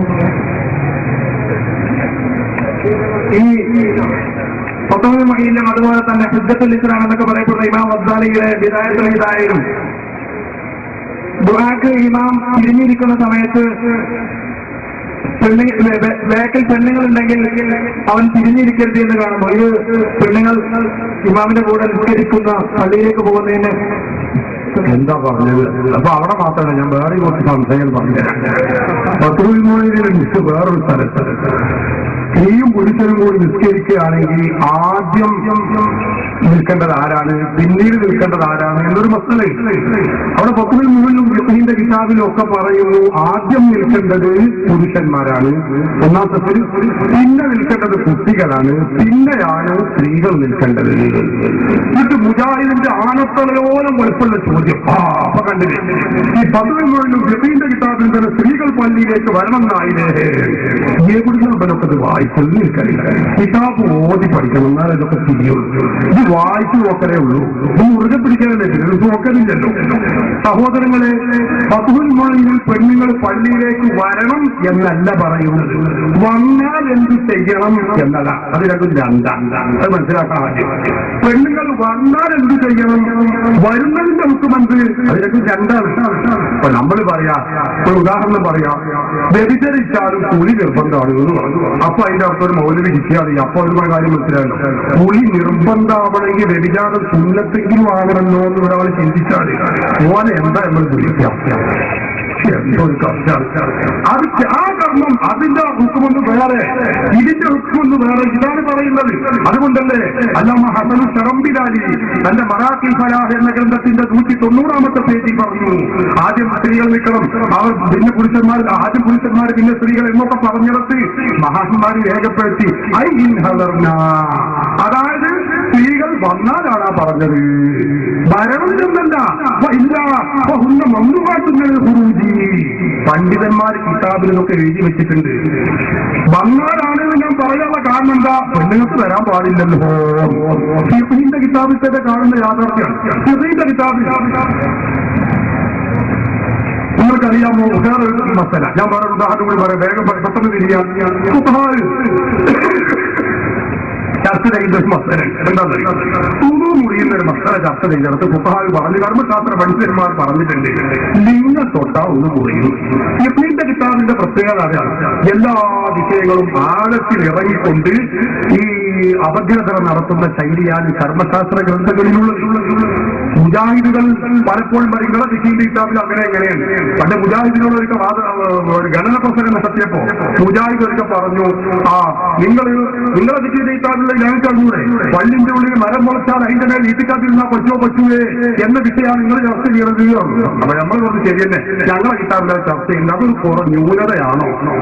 അത് ന്യൂനതയാണെങ്കിൽ ഞങ്ങൾ ചോദിച്ചോട്ടെ, മുജാഹിദ് പള്ളിന്റെ ഉള്ളിൽ ഒരു മരം മുളച്ചാൽ എന്താ കാട്ടുക? നമ്മളെ ശിക്ഷ എന്താ? പള്ളിയിൽ മരം മുളച്ച് പൊന്തിയാൽ അതൊന്നും ഈട്ടിക്കാതിരുന്നാൽ ഈട്ടിക്കാതിന്റെ നെയ്യത്ത് കിട്ടൂലേ, കൂലി കിട്ടൂലേ, ഫുഖഹാവ് ചർച്ച ചെയ്യുന്നുണ്ട്. അതുപോലെ വേറൊരു മസലുണ്ട്, പള്ളിയുടെ പുറത്ത് ഒരു മരം കുത്തിവെച്ചു, മുളച്ചു, അങ്ങനെ അതിന്റെ കൊമ്പ് പള്ളിയുടെ മുകളിലേക്ക്, ഉള്ളിലേക്ക്, പള്ളിയുടെ മുകളിലേക്ക് ഇങ്ങനെ വന്നു. പള്ളി ഇത് വഖഫ് ചെയ്താൽ, ഒന്നാകെ ഭൂമി വഖഫ് ചെയ്താൽ 7 ആകാശം വരെയും പള്ളിയാണെന്നാണോ മസല. അപ്പൊ ഫുഖഹാവ് ചർച്ച ചെയ്യുന്നുണ്ട്, അല്ല ഇപ്പുറത്ത് നമ്മൾ കുഴിച്ചിട്ട മരത്തിന്റെ കമ്പ് ഇതിന്റെ ഉള്ളിലായാൽ ഇവിടെ ഇരുന്ന ഈട്ടിക്കാത്തിന്റെ കൂലി കിട്ടൂലെന്നാ ഫുഖഹാവിന്റെ ചർച്ച. മരം ഉണ്ടാവില്ലെന്നല്ല, ഇങ്ങനെ വന്നാൽ എന്ത് ചെയ്യണം, ഇതാണ് കർമ്മശാസ്ത്ര പണ്ഡിതന്മാർ ചർച്ച ചെയ്യുന്നത്. ഇത് മുജാഹിദ് വലിയ പരിഹാസ്യത്തിൽ പറഞ്ഞു, എന്താ നിങ്ങളെ കിതാബിലെ ചർച്ച തന്നെ. നമ്മൾ മറുപടി വന്നു, ശരി അതന്നെ, ഞങ്ങൾ അങ്ങനെ ഒരു പോയത്തക്കാര് മുജാഹിദ് പള്ളിന്റെ അടുത്തൊരു മരം കുറിച്ചിട്ട് അതിന്റെ കമ്പ് ഇങ്ങനെ വന്ന ഞങ്ങൾ എന്താ കാട്ടുക. അപ്പൊ അടുത്ത വഴിക്ക് പിറ്റത്തെ മറുപടി മുജാഹിദ് പറയാണ്, ഞങ്ങൾ ആ മരം മുറിച്ചു. എങ്ങനെ ഓരോ പരിഹാരപ്പെടാണ്, അങ്ങനെ ഒരു കമ്പ് വന്നാൽ കമ്പാട് മുറിക്കുന്നല്ലാതെ അവിടെ ഈട്ടിക്കാമ്പ് ശരിയാവുന്ന ചർച്ച ഒന്നും നിങ്ങൾ ചെയ്യൂല. അങ്ങനെ ചോദിച്ചാൽ നിങ്ങളെ വരികയാണെങ്കിൽ അവൾ മുറിച്ചാൽ പ്രശ്നപ്പെട്ടിരിക്കും. നമ്മുടെ ചർച്ച അതല്ല, ഫുഖഹാവ് ആധികാരികമായി വിഷയങ്ങളെ അപഗ്രഥിക്കുകയാണ്. അപ്പൊ ഒരു ചർച്ച എന്താണ്, ലിംഗം തൊട്ടാൽ ഒന്ന് മുറിയും, ലിംഗം തൊട്ടാൽ ഒന്ന് മുറിയും എന്ന് ഫുഖഹാവ് പറയുന്നു. അപ്പൊ ഒരു ചർച്ച ഒരു ബഹുമാനപ്പെട്ട ഹബീബ് ശിർബീനി തന്റെ മുകളിൽ മുഹ്താജി എന്ന് പറയുന്ന കിതാബിൽ രേഖപ്പെടുത്തി വെച്ചത് കാണാം. ഒരു വിരുദ്ധൻ എന്ത് ചെയ്തു, ഒരു മുജാഹിദിനെ പോലത്തെ ഒരു വളവത്തെ എഴുതിക്കൊള്ളികൾ, അയാൾ എന്ത് ചെയ്തു, ഓനോന്റെ ലിംഗം മുറിച്ചു. ഓനൊരു മാസത്തിങ്ങനെ കണ്ടത് ഇഷ്ടപ്പെട്ടത് തരികയാണ്, ഓരോ കത്തിസ്ഥലം മുറിച്ചിട്ട് ഓനെ ഉണക്കിയിട്ട് ദുഃഖം അതിനെ പൊടിച്ചപ്പത് ലിംഗം എന്ന പേര് പറയാതെ അതൊരു പൊടിയാണ്. നമ്മള് ഭസ്മം പോലെ ഊപ്പി വെച്ചിട്ട് പൊടി പോലത്തെ ഒരു പൊടിയാക്കിയിട്ടുണ്ട്. ഓനെ ലിംഗം മുറിച്ചിട്ട് പൊടിച്ച് ഉണക്കി പൊടിച്ചു. ഫുഖഹാവ് ചർച്ച ചെയ്യുന്നത് എന്താ, ഇതെടുക്കുമ്പോ തൊട്ടാ ഒരു മുറിയോ മുറിയിലേന്നാ ഫുഖഹാവ് ചർച്ച ചെയ്യുന്നത്. ഖുർആന്റെ ചർച്ച നോക്കണം. അപ്പൊ ഇത് കേൾക്കുമ്പോൾ മുജാഹിദ് മൗലവി ചർച്ച അങ്ങനെ ഉണ്ടോ നിങ്ങളെ കിതാബിൽ? അപ്പൊ നിങ്ങൾ മുറിക്കാം, നിങ്ങൾ മുറിച്ചിട്ട് ഉടക്കാം, ഉണക്കിനെ പൊടിക്കാം എന്നൊക്കെ ഏതെങ്കിലും ഒരു മുജാഹിദ് കരുതിയാൽ ഓരോ വേറെ വല്ല പഠിപ്പിക്കുന്നല്ലാതെ ഇത്തിരി വളരെ അവർക്ക് തിരിയോ? സഹോദരങ്ങളെ, ഇതിന്റെ അർത്ഥം നിങ്ങൾ മുറിക്കാൻ പറ്റുന്നതാണോ പൊടിക്കാൻ പറ്റുന്നതാണോ? അല്ല, അതിന്റെ ഒഴുക്കം ഒന്ന് വേറെയാണ്. അത് ഹറാമാണ്, പാടില്ലാത്തതാണ്. പക്ഷെ നമ്മുടെ ചർച്ച ഇപ്പൊ ചെയ്യുന്ന ചർച്ച അതല്ല. അങ്ങനെ ഒരാൾ പൊടിച്ചാൽ എന്ത് ചെയ്യണം? തൊട്ടാവുന്ന മുറിയോ മുറിയിലെ? ഇതാണ് ഫുഖഹാഇന്റെ ചർച്ച. അത് എന്നതുപോലെ പള്ളിയിലൊരു പെണ്ണ് വന്നാൽ എന്താ ചെയ്യേണ്ടത്? ഇതാണ് നമ്മളെ ചർച്ച. അതല്ലാതെ വരൽ പുണ്യകർമ്മമാണെന്നോ നിങ്ങളെല്ലാ പെണ്ണുങ്ങളും വരണമെന്നോ കിതാബിൽ പറഞ്ഞിട്ടില്ല. വരരുത് എന്നാണ് കിതാബിലുള്ളത്. നേരത്തെ ഇവിടെ സൂചിപ്പിച്ചത് ഹദീസിലുള്ളത് അങ്ങനെയാണ്. വിശുദ്ധ ഖുർആൻ പഠിപ്പിക്കുന്നത് അങ്ങനെയാണ്. സ്ത്രീകളെ പള്ളിയിലേക്ക് വലിച്ചിറച്ച് കൊണ്ടുവരുന്നത് ഇവിടുത്തെ സ്ത്രീ ഈ വഹാബികളാണ്. അത് മാത്രം ഞാനിപ്പോ ഏതാനും ഒരു സാധാരണമായ കാര്യങ്ങൾ ഓർമ്മപ്പെടുത്താം. മുജാഹിദ് ഇപ്പൊ സ്ത്രീകളെ പള്ളിയിലേക്ക് കൊണ്ടുപോകണമെന്നൊക്കെ വാദിച്ച അവിടുന്നൊക്കെ പുസ്തകങ്ങൾ നിങ്ങൾ അറിഞ്ഞപ്പോ ഏറ്റവും ലേറ്റസ്റ്റ് പത്തുക ഞാൻ വായിക്കാം.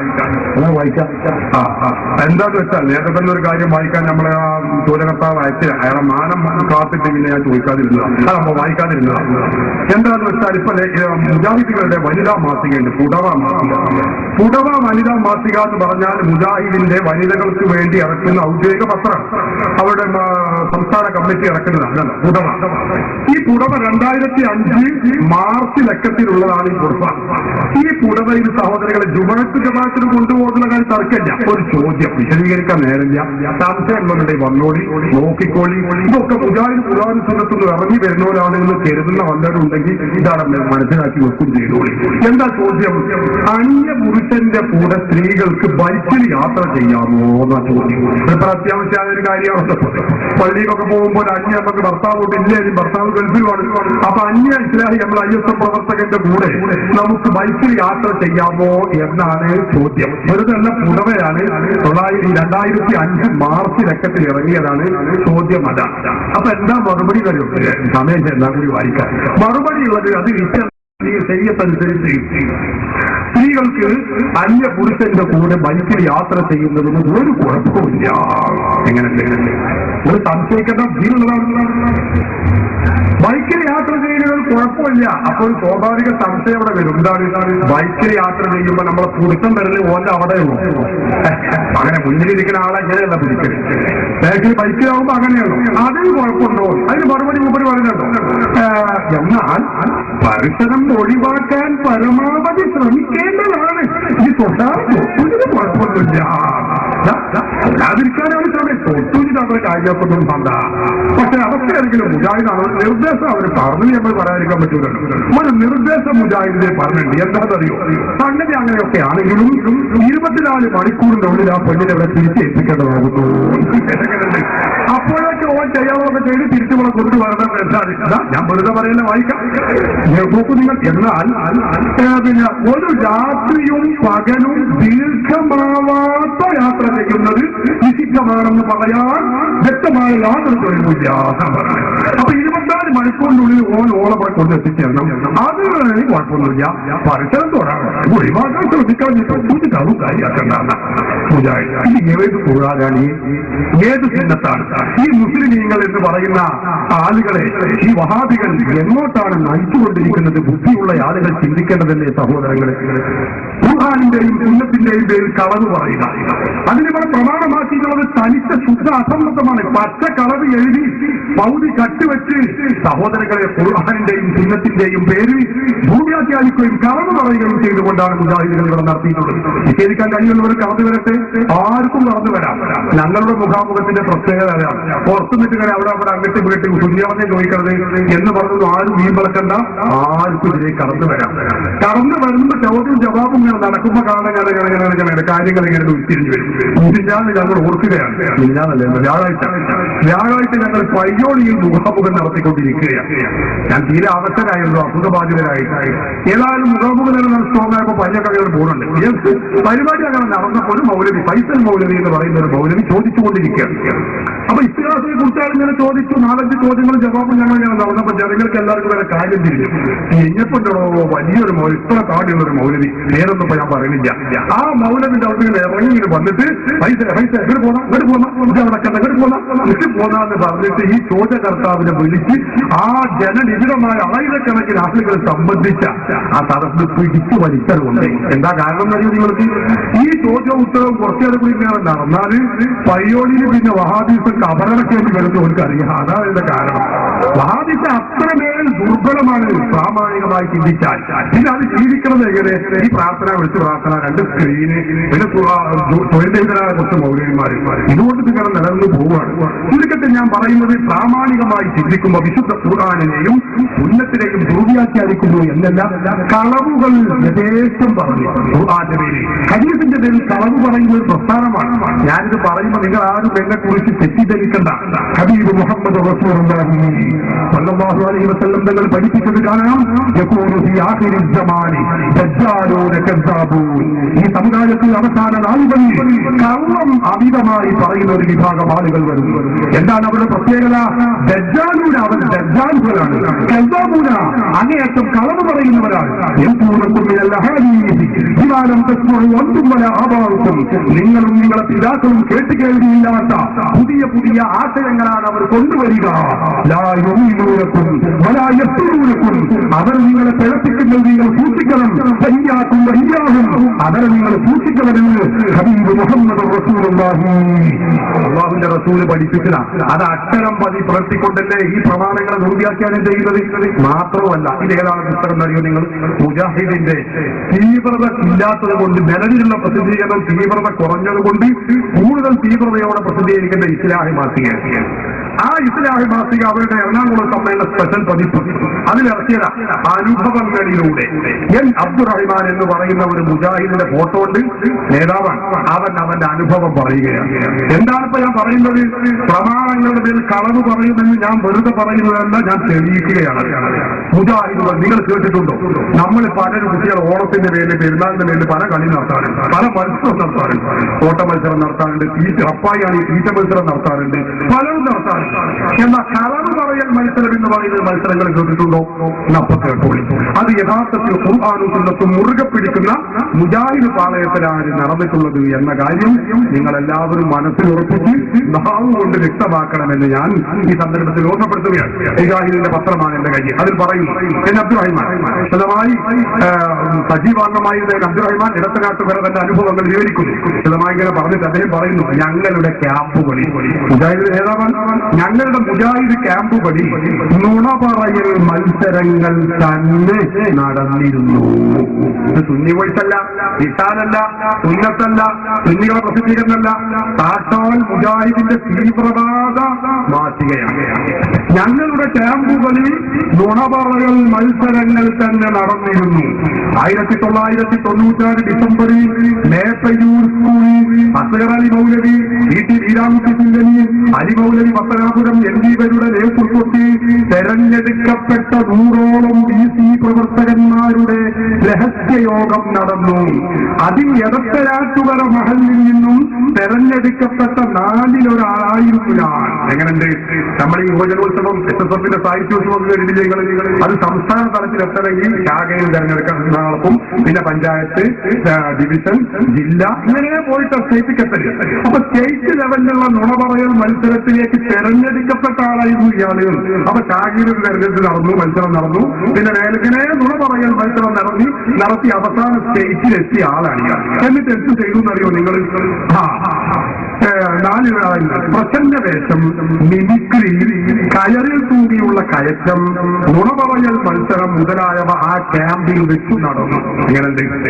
നുണ പറയൽ മുജാഹിദ് ഖുർആനും സുന്നത്തും അനുസരിച്ച് നിങ്ങൾ മൂക്കത്ത് വിരല് വെക്കണ്ട. അത് മുജാഹിദിന്റെ മാസികയാണ്. ആരും അന്തിച്ചിട്ട് കാര്യമില്ല. ഇവിടെ വന്നിട്ട് 40 വട്ടം മൈക്കാട് വെച്ച സ്ക്രീനോട് വെക്കുക, എന്നിട്ട് കോറാച്ചി പൊട്ടി മലയാളത്തിൽ 1000 വരെ ഓതിയാൽ ഒരു ഖുർആനിന് ഇറങ്ങി വരികയാണെന്ന് ആരും കരുതണ്ട. ഇത് ഹബീബായ റസൂലുള്ളാഹി സ്വല്ലല്ലാഹു അലൈഹി വസല്ലം പഠിപ്പിച്ച ആ നുണ പറയൽ പ്രസ്ഥാനമാണ്. കഴിഞ്ഞില്ല. അദ്ദേഹം പക്ഷെ പറയുന്നത് നുണ പറയൽ മത്സരം, അതുപോലെ പ്രസന്ന വേഷം, മിമിക്രി, ഇതൊക്കെ ഖുർആൻ സുന്നത്തും അനുസരിച്ചുള്ള ഓരോ മത്സരങ്ങളാണ്. മിമിക്രി, പ്രസന്ന വേഷം, അതുപോലെ നുണ പറയൽ മത്സരം. കഴിഞ്ഞില്ല. പിന്നെയോ കയറിൽ തൂങ്ങിയുള്ള കയറ്റം. നമുക്ക് മനസ്സിലാവില്ല. ഞാൻ കുറെ ചിന്തിച്ചു നോക്കി. കയറിൽ തൂങ്ങിയിട്ടില്ല ഇറക്കാൻ ആത്മഹത്യ ചെയ്യാനാണെന്ന് എനിക്ക് വിചാരിച്ചു. ഇത് കയറിൽ തൂങ്ങിയിട്ട് മേലെ മേലേക്ക് വല്ല വീടും ജനാദിനും ആയിരിക്കും എന്താ എനിക്കറിയാൻ മനസ്സിലാവില്ല. അള്ളാഹു അങ്ങനെ കയറുകാരിയുള്ള കയറ്റം, നുണ പറയൽ മത്സരം മുതലായവ ആ ക്യാമ്പിൽ വെച്ച് നടന്നു. അത് ഇസ്ലാമികമാണോ, നമുക്ക് ചേർന്നതാണോ എന്ന ചോദ്യങ്ങൾക്ക് ആവശ്യമായി വരും എന്നാണ് അസ്ഹർ മൗലവി മറുപടി പറഞ്ഞത്. എങ്ങനെയുണ്ട്? അത് ഇസ്ലാമികമാണോ, നുണ പറയൽ മത്സരം, അതൊക്കെ നമുക്ക് ഖുർആൻ സുന്നത്തിന്റെ അടിസ്ഥാനത്തിൽ ആവശ്യമായി വരും എന്നാണ് പറഞ്ഞത്. നോക്കണം നിങ്ങൾ. എന്നിട്ടോ ഏതായാലും അന്നത്തെ നുണ പറയൽ മത്സരത്തിൽ 1ാം സ്ഥാനം എനിക്കും 2ാം സ്ഥാനം പിരിച്ചുവിടപ്പെട്ട ISMന്റെ ഇന്നത്തെ സ്റ്റേറ്റ് ട്രഷറർ എന്നും ജലീൽ മാസ്റ്റർ കുഫാണ് ലഭിച്ചത്. എങ്ങനെയുണ്ട്? മുജാഹിദിന്റെ സംസ്ഥാന ട്രഷററാകാൻ നേതാവാകാനുള്ള യോഗ്യതയൊക്കെ നുണ പറയൽ മത്സരത്തിൽ 1ാം സ്ഥാനം നേടുക, 2ാം സ്ഥാനം നേടുക, 3ാം സ്ഥാനം നേടുക. എന്നിട്ട് അദ്ദേഹം പറയുന്നു, മത്സര വിജയി എന്ന നിലയ്ക്ക് 5 റെക്കോർഡ് തോപ്പ് പെട്ടികളും എനിക്ക് കിട്ടി. നുണ പറയൽ മത്സരത്തിൽ 10 കിട്ടിയത് കൊണ്ട് ആ പാപക്കരകൾ ഒന്നാലെ കഴുകിക്കളയാനായിട്ട് 5 റെക്കോർഡ് തോപ്പ് പെട്ടി കിട്ടിയില്ല. നോക്കണം നിങ്ങൾ. കഴിഞ്ഞില്ല. സ്വരം മാറ്റി ഫോണിലൂടെ സംസാരിച്ച് തെറ്റിദ്ധാരണയുണ്ടാക്കാൻ തക്കഭാഗത്തിൽ മിമിക്രി പരിശീലനവും നടന്നു. അതിനും എനിക്ക് സമ്മാനം കിട്ടിയിരുന്നു. ആ ക്യാമ്പിൽ CP ഉമർ സുല്ലമി ജിഹാദ് എന്ന വിഷയ സംബന്ധമായി ക്ലാസ് എടുത്തിരുന്നു. അപ്പൊ CP ഉമർ സുല്ലമി എന്ന മുജാഹിദ് പണ്ഡിത സംഘടനയുടെ ഇന്നത്തെ സംസ്ഥാന പ്രസിഡന്റാണ്. ഈ മുജാഹിദുകൾ സംസ്ഥാന നേതാക്കളും അനുയായികളും കൂടി നടത്തുന്ന പരിപാടി. അപ്പൊ ഈ നുണ പറയാൻ അറിയോ നിങ്ങൾ? അപ്പൊ നുണ പറഞ്ഞിട്ട് ഏറ്റവും കൂടുതൽ സ്ഥാനം പോയിന്റ് നേടിയ ആൾക്ക് സമ്മാനം കൊടുക്കുക. എന്തിനാണത്? സുന്നികളുടെ പേരില്, ഖുർആന്റെ പേരില്, ഹദീസിന്റെ പേരിൽ നുണ കൂടുതൽ പറയാനുള്ള താല്പര്യം ഉണ്ടാക്കി തീർക്കുക. അതുകൊണ്ടാണ് ഞാൻ പറയുന്നത്, വഹാബികൾ ഇവിടെ ഖുർആനും സുന്നത്തും ദുർവ്യാഖ്യാനിക്കുന്നവരാണ്. ഖുർആനിന്റെയും സുന്നത്തിന്റെയും പേരിൽ യഥേഷ്ടം നുണകൾ, കളവുകൾ മാത്രം പറഞ്ഞു പരിചയമുള്ളവരാണ്. ഇതിലാരും സഹിക്കേണ്ടതില്ല. അതുകൊണ്ടാണ് ബൈക്ക് യാത്ര ചെയ്യുന്നതിന് ഒരു കുഴപ്പമില്ല, 24 മണിക്കൂറിനുള്ളിൽ എത്തിച്ചേർന്നുള്ള വ്യവസ്ഥ മാത്രമേ ഉള്ളൂ എന്ന് പറയാനുള്ള കാലം. ഇതൊക്കെ കേൾക്കുമ്പോ ഇസ്ലാമികമായി അത്ര ബോധമില്ലാത്ത ഒരാള്, ഒരു ചെറുപ്പക്കാരൻ ഈ പ്രസ്ഥാനത്തിൽ കൂടിയാൽ ഇങ്ങനെയൊക്കെയുള്ള നേട്ടമുണ്ടല്ലോ എന്ന് കരുതി ആരെങ്കിലും മുജാഹിദ് ആയാൽ പിന്നെ ചെറുപ്പക്കാരൻ മുജാഹിദിന് പോകുന്നുണ്ടോ എന്ന് പറഞ്ഞ് ആരും ശങ്കിക്കേണ്ടതില്ല. അല്ലെങ്കിൽ ആരെങ്കിലും ജമാഅത്തെ ഇസ്ലാമിയിലേക്ക് പോകുന്നുണ്ടല്ലോ എന്ന് പറഞ്ഞ് ശങ്കിക്കേണ്ട ഒരു കാര്യമില്ല. അതിനൊക്കെയുള്ള സുഖം ഈ ജാതി കുറെ പരമസുഖങ്ങൾ ലഭ്യമാവാണ്ട്. അതുകൊണ്ടാണ് ആളുകളൊക്കെ ചിലരെങ്കിലും തെറ്റിദ്ധരിച്ചു പോകുന്നത്. അപ്പൊ പ്രമാണങ്ങൾ നിങ്ങൾ വസ്തുനിഷ്ഠമായി മനസ്സിലാക്കി യഥാർത്ഥ അഹ്ലുൽ സുന്നത്തി വൽ ജമാഅത്തിലേക്ക് തിരിച്ചു വരാൻ ഈ രാജ്യത്തെ എല്ലാ വിഭാഗം ആളുകളും തയ്യാറാണ്. അതിനുള്ള അവസരമാണ് ഇതുപോലുള്ള മുഖാമുഖങ്ങൾ. അപ്പൊ പുറത്തിരുന്ന് അത് ഓരോന്നിലുള്ള പരിപാടിയാണെന്ന് ആരും പറയണ്ട. ഞങ്ങളുടെ സുതാര്യമായ വേദിയാണ്. ഇത്ര ധൈര്യത്തിലും തന്റേടത്തിലും അത് ഞങ്ങളുടെ വിവരം കൊണ്ടല്ല. ഞങ്ങൾ മനസ്സിലാക്കണം. നമ്മൾ വലിയ വിവരസ്ഥന്മാരാണെന്ന് ആരും എഴുതണ്ട. ഞങ്ങൾ വളരെ പാവപ്പെട്ട, ഞങ്ങളെ വലിയ വലിയ ഉസ്താദുമാരുടെയും അവരുടെയൊക്കെ ചെറിയ ശിഷ്യന്മാരാണ്. ഞങ്ങളെ മുതിർന്നവർ എത്ര ആളുകളുണ്ട് നമ്മളെ അഹ്ലുൽ സുന്നയുടെ രംഗത്ത് അറിയും. പക്ഷെ എന്നാലും മുജാഹിദ് അള്ളാഹുവിന്റെ തൗഫീഖ് കൊണ്ട് എന്ത് ചോദ്യം ചോദിച്ചാലും, അവരുടെ ആശയപരമായ ഏത് ചോദ്യം ചോദിച്ചാലും അത് തകർക്കാനും അത് മറുപടി പറയാനും ഞങ്ങൾക്ക് കഴിയും. യാതൊരു സംശയമില്ല. അത് ഞങ്ങളെ വിവരം കൊണ്ടല്ല, മുജാഹിദിന് വിവരം ഇല്ലാത്തത് കൊണ്ടാണ്. അതിനാരും മനസ്സിലാക്കണം. അത് ഞങ്ങളെ വംശധാരം കൊണ്ടല്ല. മുജാഹിദ് അത്രമേ ദുർബലമാണ്, പ്രാമാണികമായി വളരെ സഹതാപം അറിയിക്കുന്ന വിഭാഗമാണ്. അതുകൊണ്ടാണ് ഞാൻ പറയുന്നത്, ഇങ്ങനൊരു വേദി ഞങ്ങൾ തീവ്രവാദം മുഴക്കില്ല.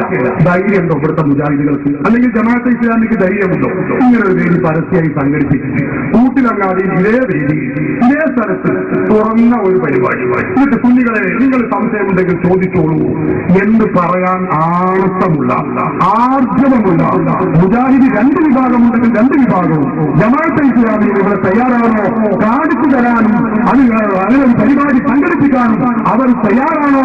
ഞാൻ നിങ്ങളെ സന്തോഷപൂർവ്വം സ്വാഗതം ചെയ്യുകയാണ്.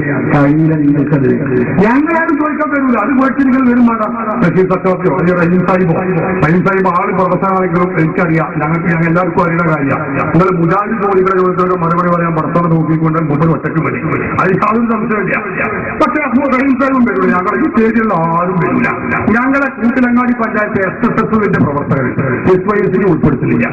ചെറിയ കുട്ടികൾ SSSന്റെ പ്രവർത്തകർക്ക് മാത്രം അവർ തന്നെ മാത്രം ചോദിച്ചുകൊണ്ട് നിങ്ങളുടെ ആദർശങ്ങൾ ആശയങ്ങൾ ശരിയല്ല എന്ന് സ്ഥാപിക്കാൻ ഞങ്ങൾ തയ്യാറാണ്, ഞങ്ങൾ അതിന് ഒരുക്കവുമാണ്. ധൈര്യമുണ്ടോ ഇവിടുത്തെ വഹാബികൾക്ക്? ധൈര്യമുണ്ടോ ഇവിടുത്തെ മൗദൂദികൾക്ക്? കഴിയില്ല.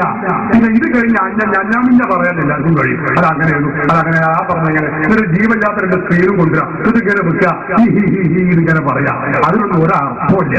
ബുദ്ധിയുള്ള ആളുകളാണ് ഈ പ്രദേശത്തുള്ളവരൊക്കെ. ഞങ്ങളിത് പറയുന്നത് തുറന്ന വേദിയിലല്ലേ.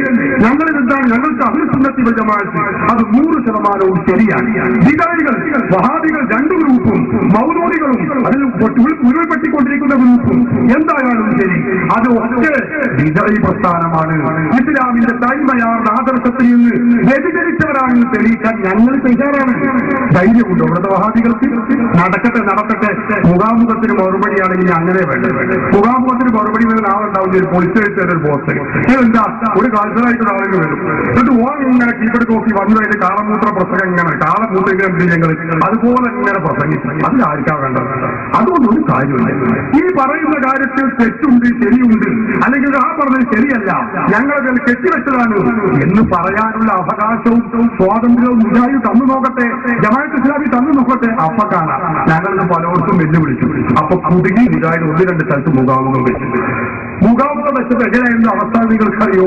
മുജാഹിദിന്റെ മുഖാമുഖത്തിന് ശൈലി ഒരു ചോദ്യം, ആ ചോദ്യം കഴിഞ്ഞാൽ പിന്നെ ചോദ്യകർത്താവ് അവിടെ നിൽക്കാൻ പാടില്ല, അവൻ ജീവനും കൊണ്ട് പാഞ്ഞോളണം, അവിടെ നിൽക്കാൻ പാടില്ല. ഞങ്ങളൊക്കെ കണ്ടില്ലേ ഒരാൾക്ക് എത്രയും ചോദ്യം.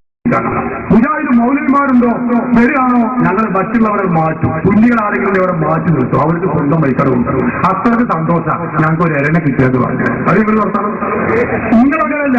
ഞങ്ങൾ ഒരു ചോദ്യം ചെയ്തതിന്റെ ഓടിക്കോണം, ആണെങ്കിൽ ഒരു ഉപചോദ്യവും നടക്കൂല.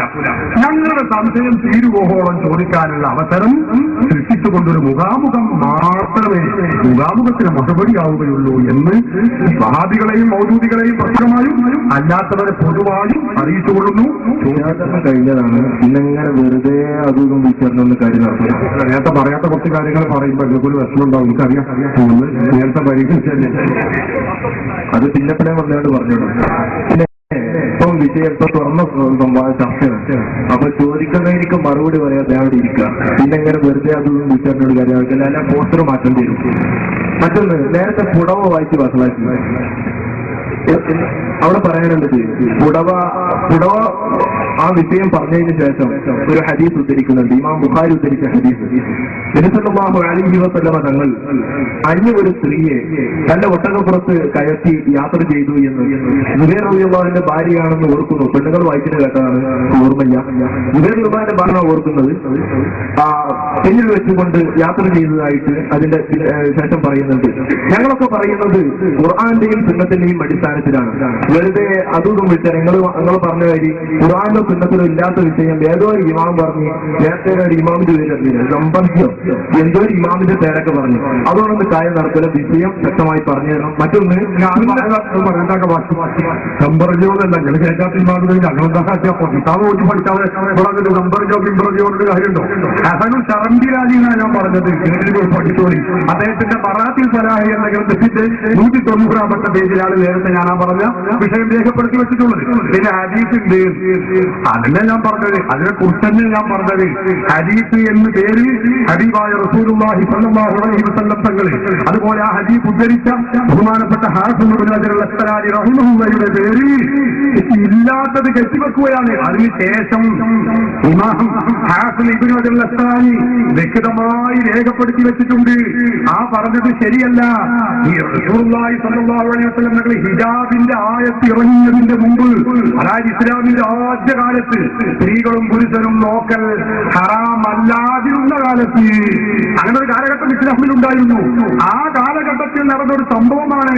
കണ്ടോ, ഹാഫിദ് ഇബ്നു ഹജർ അൽ-അസ്ഖലാനി പറയുന്നു, വല്ലദീ യൽഹറു അന്നൽ ഖിസ്സത കാനത്ത് ഖബല നുസൂലിൽ ഹിജാബി, ഹിജാബിന്റെ ആയത്ത് അവതരിക്കുന്നതിന്റെ മുമ്പായിരുന്നു ഈ സംഭവം. അത് മുജാഹിദ് വെട്ടും, അപ്പോഴല്ലേ മുജാഹിദ് ആവുള്ളൂ. പകുതി അത് വെട്ടിക്കളഞ്ഞുകൊണ്ട് കൊണ്ട് ഇന്നത്തെ ആളുകൾക്ക് മുജാഹിദിന്റെ ISM പ്രവർത്തകർക്ക് അനുയോജ്യമായ രൂപത്തിൽ അന്യ പെണ്ണുങ്ങളെങ്ങനെ വാരിപ്പുണർന്ന് കൊണ്ടുപോകാൻ പറ്റുന്ന രൂപത്തിൽ പ്രമാണങ്ങളെ കത്തിവെച്ചിരിക്കുന്നു എന്നാണ് ഞാൻ പറയുന്നത്. നിഷേധിക്കാൻ കഴിയുമെങ്കിൽ ആണപ്പത്തോടെ ഞാൻ വെല്ലുവിളിക്കുന്നു. ഫത്ഹുൽ ബാരിയിൽ ഇത് ഇല്ലാതെ നിങ്ങൾക്ക് പറയാൻ കഴിയുമെങ്കിൽ നിങ്ങൾ സാക്ഷാൽ അബ്ദുൽ സലാം സുല്ലമിയും അല്ലെങ്കിൽ ഏറ്റവും വലിയ ഹദീസ് ഏത് ഭോജന നിങ്ങൾ കൊണ്ടുവന്നാലും തെളിയിക്കാൻ ഞങ്ങൾക്ക് കഴിയും. അത് ഞങ്ങൾ വേണ്ട, ഞങ്ങളെ SSFന്റെ ചെറിയ പ്രവർത്തകർ മതി എന്നുകൂടി ഓർമ്മപ്പെടുത്തുകയാണ്.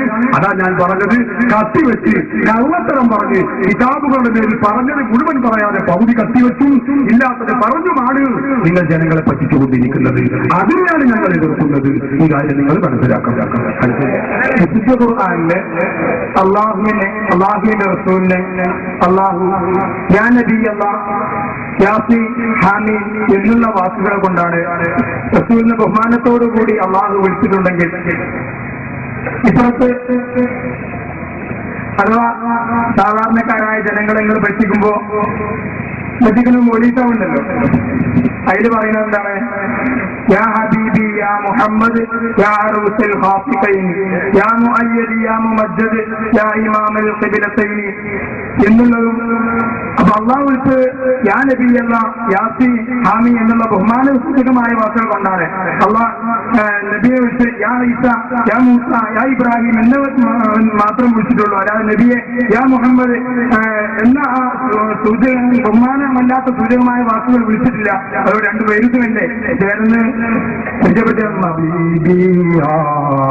മുഹമ്മദ് യാ റൂസൽ ഖാഫിഖൈൻ യാ മുഅയ്യദ് യാ മുമജ്ജദ് യാ ഇമാമൽ ഖിബ്ലതൈൻ. ഞങ്ങളെ യാ നബി സലാം അലൈക്കും യാ റസൂൽ സലാം അലൈക്കും.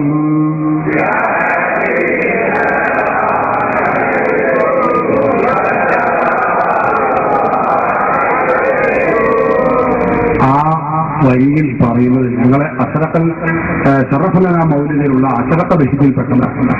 അതിൽ പറയുന്നത് ഒരു പന്തികേടുമില്ല. അതിൽ പറയുന്നതൊക്കെ ഹബീബായ റസൂലുള്ളാഹി സ്വല്ലല്ലാഹു അലൈഹി വസല്ലം തങ്ങളുടെ വിശേഷണങ്ങളാണ് പറയുന്നത്. അപ്പൊ ഓരോ വിശേഷണവും അതിന്റെ ഭാഷാപരമായ അർത്ഥം ചിന്തിച്ചുകൊണ്ടും വെച്ചുകൊണ്ടുമാണ് അതിലുള്ള ഈ രചന. യാ ഹബീബി, ഹേ ഇഷ്ടപ്പെട്ടവരായ നബിയേ. യാ മുഹമ്മദ്, മുഹമ്മദ് എന്ന നാമം എന്ന് ഉദ്ദേശിച്ചുകൊണ്ടല്ല, അതിന്റെ ഭാഷാപരമായ ലുഗവിയായ മാന. ഓ ഏറെ പ്രശംസിക്കപ്പെടുന്നവരെ ഇതാണ് അതിന്റെ അർത്ഥം. യാ മുഹമ്മദ്, യാ മുമജ്ജദ്, യാ മുഅയ്യദ്, അവിടെയൊക്കെ അങ്ങനെയാണ് അതിന്റെ ഭാഷാപരമായ ഒരു പദപ്രയോഗം. അതായത് ഓ പ്രശംസിക്കപ്പെടുന്നവരെ എന്ന അർത്ഥത്തെയാണ് അവിടെ പ്രയോഗിച്ചിട്ടുള്ളത്. അല്ലാതെ നബി സല്ലല്ലാഹു അലൈഹി വസല്ലം തങ്ങളുടെ നാമം എന്ന നിരക്കല്ല. അത് മനസ്സിലാക്കുമ്പോൾ യാതൊരു പന്തികേടും ഇല്ല. ഏത് മുജാഹിദാണുള്ളത് പരിചയപ്പെടുത്തുന്ന ഒന്ന്. രണ്ട്, നേരത്തെ ജോലി വെച്ചപ്പോ നമ്മളെ സുഹൃത്തുക്കൾ മുജാഹിദ് ജമാഅത്ത് കല്യാണ ആറാമിന്റെ കാര്യം പറഞ്ഞപ്പോഴേ സാദിന്റെ കുടുംബക്കാരേക്കാണ് ഞാൻ അയാൾ കുടുംബം കല്യാണം ചെയ്തിട്ടുണ്ട്. അപ്പൊ അയാളെ ശേഷം മുജാഹിദ് മംഗള അനുഭവം കല്യാണം ചെയ്തിട്ടുണ്ട്. അയാളെ ശേഷം നിങ്ങളൊക്കെ മംഗളുണ്ടാവും വിചാരിക്കുന്നു. അപ്പൊ അതിന്റെ ഒരു ചെയ്തപ്പോൾ വന്നാലേ ഇവനെ ഒന്ന് നമുക്കൊന്ന് പരിചയപ്പെടുത്തുന്നാല് ഞങ്ങൾക്കൊരു അഭിപ്രായമുള്ളതാണ്. ചോദ്യം വരുമ്പോ ഞങ്ങളിപ്പോ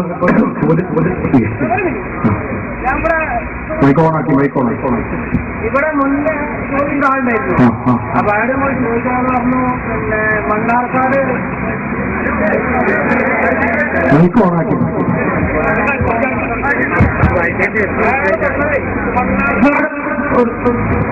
മണ്ണാർക്കാട് ആരുമ്പോ പിന്നെ ഞാനവിടെ ബസ് കയറി മണ്ണാർക്കാട് ആരുമ്പോഴാണ് പറഞ്ഞത് ഇവിടുന്ന്.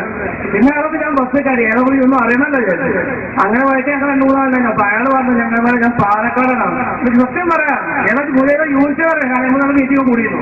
പിന്നെ ഇവിടെ ഉണ്ടെങ്കിൽ നമ്മൾ അന്വേഷിച്ച് ചെയ്യും. ഇവിടെ ഏത് യൂണിറ്റ് എന്നുണ്ടെങ്കിൽ നമ്മൾ അന്വേഷിക്കാൻ ജോലി ചെയ്യില്ലല്ലോ. അപ്പൊ അയാൾ പറഞ്ഞു ഇതൊക്കെ ട്രിക്ക് അല്ല. അങ്ങനെ എനിക്ക് മനുഷ്യനെ പോകാത്ത വിഷയം മുജാഹിദാർക്കാണ് ഇവിടെ വല്ലാതെ മനുഷ്യനെ പോകാത്ത പറ്റില്ലല്ലോ. അപ്പൊ അതിന് മനസ്സിലാവുന്നതും കാര്യമില്ല. അതിനെ പോകുന്ന കിട്ടുന്ന കാര്യമാണ്. മക്കളും ഇറങ്ങിയോ അപ്പോ സാക്ഷാൽ മുജാഹിദ് മനസ്സിലായി, എനിക്ക് മനസ്സിലായി. നിങ്ങളെ വർത്താനത്തിൽ ആര് സാക്ഷാൽ മുജാഹിദിന്റെ ഒരു കാര്യം ആളെ വർത്തത്തിനോട് കൊടുക്കില്ല. ആര് ആര്യമ്പാവാണ് പിന്നെ പാലക്കാട് തുറന്നു ഞങ്ങൾക്ക് ആളാണ് ഈ ആളിപ്പോ. ഞാൻ പറഞ്ഞല്ലോ, നേരത്തെ പറഞ്ഞു, ഇവിടെ എല്ലാവർക്കും ചോദിക്കാം തുറന്ന കർത്തയാണ്. അല്ല ഞാൻ പറയുന്നത് ചോദ്യകർത്താക്കളുടെ വിലാസം ഓരോ നാട്ടിൽ പോയി ഓരോ ഏതാരി എവിടെ ആരെ വാപ്പ ഏത് വാപ്പാന്റെ ഏത് മകന്റെ ഞങ്ങൾക്ക് അന്വേഷിക്കേണ്ട കാര്യമില്ല. ആർക്കും ചോദിക്കാം, നിങ്ങൾക്കും ചോദിക്കാം, മറ്റു മുജാഹിദുകൾക്കും ചോദിക്കാം, മറ്റ് ഏതെങ്കിലും നാട്ടിൽ നിന്ന് വന്ന മുജാഹിദുകൾക്കും ചോദിക്കാം, പലർക്കും ചോദിക്കാം. ഞാൻ ഒരു തടസ്സമില്ലല്ലോ. ഞങ്ങൾ സാക്ഷാൽ മുജാഹിദുകൾ, നിങ്ങൾ ഈ നാട്ടിലുള്ള സാക്ഷാൽ മുജാഹിദുകൾ തന്നെ വരണമെന്നാണ് ഞങ്ങളുടെ അഭിപ്രായം. നിങ്ങൾ വരുന്നില്ല, അതിന് ഞങ്ങൾ ഉത്തരവാദിയല്ല. വേറെ ഏതെങ്കിലും ഭാഗത്തുള്ള ആളുകൾ മുജാഹിദുകൾ വന്ന് ചോദിക്കുന്നുണ്ടോ? ഞങ്ങൾക്ക് നിങ്ങളുടെ സമ്മതം കിട്ടിയിട്ട് പോലെ ചോദിക്കാമെന്ന് പറയാൻ പറ്റുമോ? നിങ്ങളിവിടെ ചോദിക്കണമെങ്കിൽ ഇവിടുത്തെ കേരളം ചോദിച്ചിട്ട് ലക്ഷപ്പേർ എഴുതി തരുന്നത് ഞങ്ങൾക്ക് ചോദിക്കാൻ പറ്റൂല. അവരാർക്കും ചോദിക്കാം. ഞങ്ങൾ തുറന്ന കർത്തയുടെ മലയാളം നിങ്ങൾക്ക് അറിയുമെന്നാണ് ഞാൻ മനസ്സിലാക്കുന്നത്. തുറന്ന കർത്ത എന്ന് പറഞ്ഞാൽ എല്ലാവർക്കും ചോദിക്കാം. അതുകൊണ്ട് തന്നെ ചോദ്യകർത്താവ് ആരാണെന്ന് ഞങ്ങൾക്ക് അറിയില്ല. ഈ ഇരിക്കുന്ന ആളുകളൊന്നും എനിക്ക് പരിചയമില്ല. ഞങ്ങൾക്ക് ആർക്കും പരിചയമില്ല. എന്റെ നാട് കോത്തൂരാണ്. കോത്തൂരുള്ള ആളുകളല്ലാതെ എനിക്ക് ഉറപ്പിച്ച് പറയാൻ കഴിയും. പത്രമല്ലേ പറയാൻ കഴിയുള്ളൂ. മറ്റുള്ള ലോകത്ത് ഏത് ലോകത്ത് പറഞ്ഞാൽ എനിക്കറിയില്ല. ഒന്ന് നിങ്ങൾ സാദിഖ് സഖാഫിയുടെ എന്തോ ഒരു വ്യക്തിപരമായ വിഷയം, അത് മൂപ്പരോട് ചോദിച്ചാൽ പോലെ. അതിപ്പോ ഈ മൈക്കി കുറിച്ച് പറയണം. ഇയാൾ ഇവിടെ ഉണ്ടല്ലോ, ഒരു കുടുംബക്കാരും ആണല്ലോ, അവന് ഒറ്റക്കാട് ചോദിച്ചാൽ പോലെ. അതിപ്പോ ഈ ജനങ്ങളെ വെച്ച് പറയേണ്ട ആവശ്യമില്ല. അതിന്റെ യാഥാർത്ഥ്യം എന്താണ്, അതിന്റെ വസ്തുത എന്താണ്, ആ കാര്യമൊക്കെ അവിടെ നിങ്ങൾ തമ്മിൽ പറയുക. എന്റെ ചേച്ചനെയുള്ള കല്യാണം കഴിച്ച് എന്റെ മകളെ കഴിച്ചത് എങ്ങനെയാണ്, ആ വിഷയങ്ങളൊന്നും നമുക്ക് പറയണം. നമ്മൾ പ്രമാണങ്ങളും തെളിവുകളും മാറ്റി വെക്കുക. പിന്നെ അവരുടെ വീട്ടിലെ കുടുംബകാരിക പ്രശ്നങ്ങൾ, അവിടെ ഓരോ മകളും തമ്മിലുള്ള തർക്കങ്ങൾ, ഭാര്യ ഭർത്താവും തമ്മിലുള്ള, അതൊന്നും നമ്മൾ അത്ര ശരിയാണെന്ന് എനിക്ക് തോന്നുന്നില്ല. അതായിരിക്കും എല്ലാവർക്കും ശരിയെന്ന് തോന്നുന്നത് എനിക്ക് പറയാനുള്ളത്. ഈ വസ്തുത നിങ്ങൾ മനസ്സിലാക്കുക. നിങ്ങൾക്കും ചോദിക്കാം, നിങ്ങൾ ബൈക്കർ ചോദിക്കും, മുമ്പിൽ ചോദിച്ചോളൂ. അതെ, നമുക്ക് അതാണ് പറഞ്ഞത്. അതാണ് അവിടെ നിങ്ങളെ പരാജയം. അല്ല, അവിടെയാണ് നിങ്ങളുടെ പരാജയം. എന്താന്ന് വെച്ചാൽ ആരെങ്കിലും ചോദിച്ച് ജനങ്ങൾക്ക് സത്യം മനസ്സിലാക്കാൻ നിങ്ങൾ അയക്കില്ല, നിങ്ങളോട് ചോദിക്കില്ല. ഇവിടെ നിങ്ങളുടെ പരാജയം. അത് ശരിയല്ല.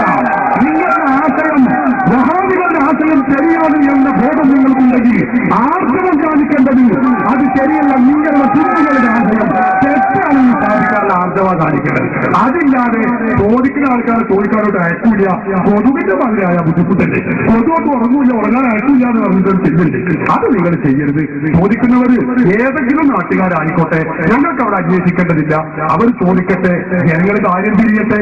ഞങ്ങൾ വസ്തുതയും സത്യവും മനസ്സിലാക്കുന്നതിനോട് എന്തിന് നമ്മൾ പുറംതിരിഞ്ഞു കൊടുക്കണം? മനസ്സിലിങ്ങനെ സൗമ്യം വിചാരിക്കുമല്ലോ. കാരണം ഇവരിങ്ങനെ പറ്റി വളർച്ചാതിന്റെ ചോദിക്കാം. ഇവനും പത്തി വളർത്തിയിട്ടില്ല. പോയ ഭക്ഷണെ കൊണ്ട് ഞാൻ ചോദിച്ചു. പോയത് ഓനും നാളും ഇതൊക്കെ ട്രിക്കാണ്.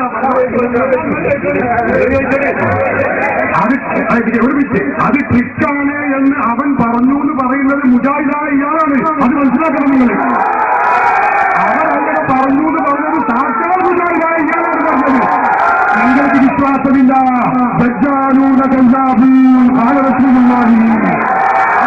വിശ്വാസമില്ല. അതുകൊണ്ട് ആ ജാതി ഗുരുവായിട്ടൊന്നും പറയണ്ട. നിങ്ങൾക്ക് ചോദ്യമുണ്ടെങ്കിൽ ചോദിക്കാം, അല്ലെങ്കിൽ ചോദിക്കുന്നവർ ചോദിച്ചോട്ടെ, സത്യം ചെയ്യട്ടെ. അടുത്ത ചോദ്യം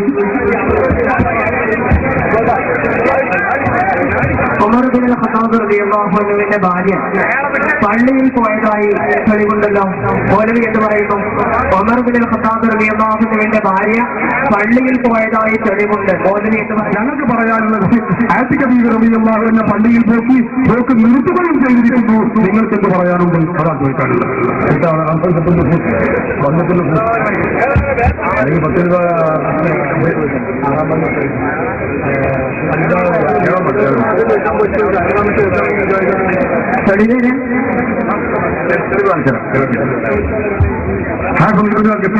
അൽബിദായ വന്നിഹായ അതിന്റെ 7ാമത്തെ വാല്യം ബഹുമാനപ്പെട്ടവർ പറയുന്നു. എന്താ പറയുന്നത്? ബഹുമാനപ്പെട്ട ഉമർ റളിയല്ലാഹു അൻഹു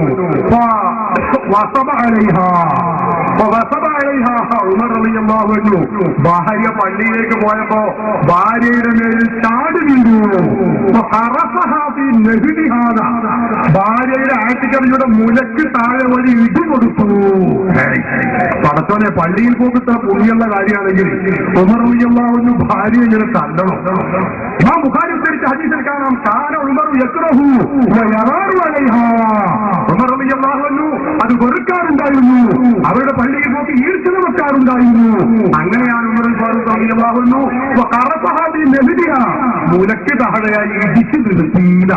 ആഖിലുബ്നു അൽജിലായ വഴിയായ അതുപോലെ അല്ലാമ അബൂ ജബ്രത്തുൽ ഉദൂസിയുടെ ബഹുദത്തുൽ നുഫൂസ് എല്ലാ കിതാബിലും ഇത് പറഞ്ഞിട്ടുണ്ട്. എല്ലാവരും കൂടി ശ്രദ്ധിക്കണം. ഒരാളൊരു കാര്യം പറഞ്ഞു കഴിഞ്ഞാൽ അയാൾ കഴിഞ്ഞ് പോയി ഇങ്ങോട്ട് ചോദ്യവും മറുപടി ഇപ്പോൾ ശ്രദ്ധിക്കാന്നല്ലാതെ ഇതൊക്കെ സ്വാഭാവികമാണ്. നമുക്കിത് ആദ്യം തന്നെ ഇങ്ങനത്തെ ആദ്യം ആയതുകൊണ്ടല്ലേ അള്ളാഹുടെ തോന്നി കൊണ്ട് 100-300 മുഖാമുഖങ്ങൾ ഞങ്ങൾ നടത്തിയിട്ടുണ്ട്. അങ്ങനെ പലരും പേരും വന്ന് ഒപ്പിണ്ടാവില്ല. പോകുമ്പോൾ വയനാട്ടിൽ കല്യാണത്തിനാണ് പിന്നെ വയനാട് എവിടേക്കാ പോകുന്നത്? ഞാൻ വയനാട്ടിൽ നിങ്ങളെ കല്യാണത്തിനാന്നൊക്കെ പറഞ്ഞ പോക്ക്. അങ്ങനെ 4 ഭാര്യയും ചേരൊക്കെ ഇറങ്ങി തിരിച്ചു വരുമ്പോൾ എവിടെ ഞാൻ വയനാട്ടിൽ എന്റെ കല്യാണത്തിനാ എന്ത് പറയുന്നത് ആർക്ക് ഞങ്ങൾ അനുഭവിച്ചതാ. നമുക്ക് പറയുന്നത് ഒരു യാതൊരു വിഷമമില്ല. അങ്ങനെ പലരും വരും, വലിയ വലിയ കൊമ്പന്മാർ വരും, വന്ന നോക്കില്ല തിരിച്ചു പോവുകയും ചെയ്യും. അതൊക്കെ ഇതിന്റെ ശൈലികളിൽ പെട്ടതാണ്. ചോദ്യം തുടരുന്നു.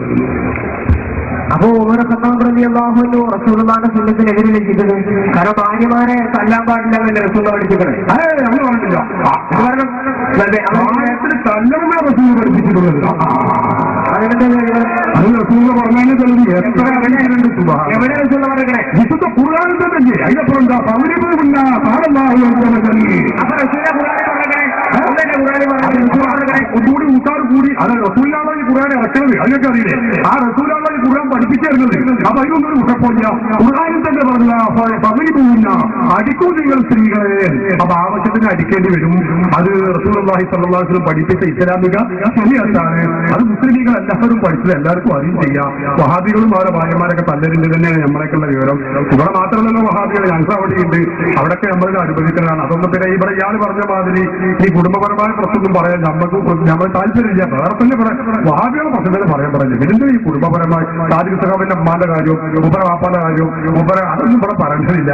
അതിന് അതിന്റേതായ പശ്ചാത്തലവും സാഹചര്യവും ഉണ്ട്. ഏതായാലും സാദിഖ് സഖാഫി കല്യാണം കഴിച്ചു പറയാത്തത് നല്ല കാലം അതിട്ടായിട്ടില്ലല്ലോ. സാദിഖ് സഖാഫി മുജാഹിദിന്റെ കല്യാണം പെണ്ണിന്റെ കല്യാണം കഴിച്ചു എന്ന് പറഞ്ഞിട്ടില്ലല്ലോ, രക്ഷപ്പെട്ടു. അപ്പൊ അതുകൊണ്ട് ആ ജാതി ഗുരുവായിട്ടൊന്നും പറയേണ്ട കാര്യങ്ങൾ ചോദിക്കാവുന്നതാണ്. നൂരിശാദരീകത്തിനെതിരെ സുവന്നീരിൽ വന്ന ഏതാണ് ഞാൻ പ്രതിനിധിക്കറിയില്ലല്ലോ. ജ്യേഷ്ഠനും അങ്ങനെ കല്യാണം കഴിച്ചിട്ടില്ല, പച്ച പൊള്ളാണ് എന്ന് അയാൾ പറഞ്ഞത്. മുഹമ്മദ് മുഹമ്മദ് ഞാൻ നേരത്തെ പറഞ്ഞല്ലോ സാദിഖ് സഖാഫിന് ജ്യേഷ്ഠൻ വഹാബിസത്തിന് കല്യാണം കഴിച്ചു. അത് ശരിയല്ല, പച്ച കള്ളാണെന്നാണ് സാദിഖ് സഖാഫി പറഞ്ഞത്. ഞാൻ പിന്നെ എന്റെ ഗാർഹിക പ്രശ്നങ്ങളോട് പറയാത്തതാണ്. അപ്പൊ തന്നെ മുജാഹിദ് ദജ്ജാലൂടെ പറഞ്ഞത് കള്ളം പറയും. അതുകൊണ്ട് ഞാൻ നേരത്തെ പറയുന്നത് ട്രിക്കാലെന്ന് പറഞ്ഞ ആള് പറഞ്ഞത് മുജാഹിദാണെന്ന് ഞാൻ പറഞ്ഞത് വെറുതെ കൊണ്ടല്ല. മുജാഹിദ് കളവ് പറയും. കാരണം കളവ് പറയുമ്പോൾ നുണ മത്സരം നടത്തിയ കൂട്ടരുണ്ട്. ഒരിക്കലും എഴുതാൻ പറ്റാത്ത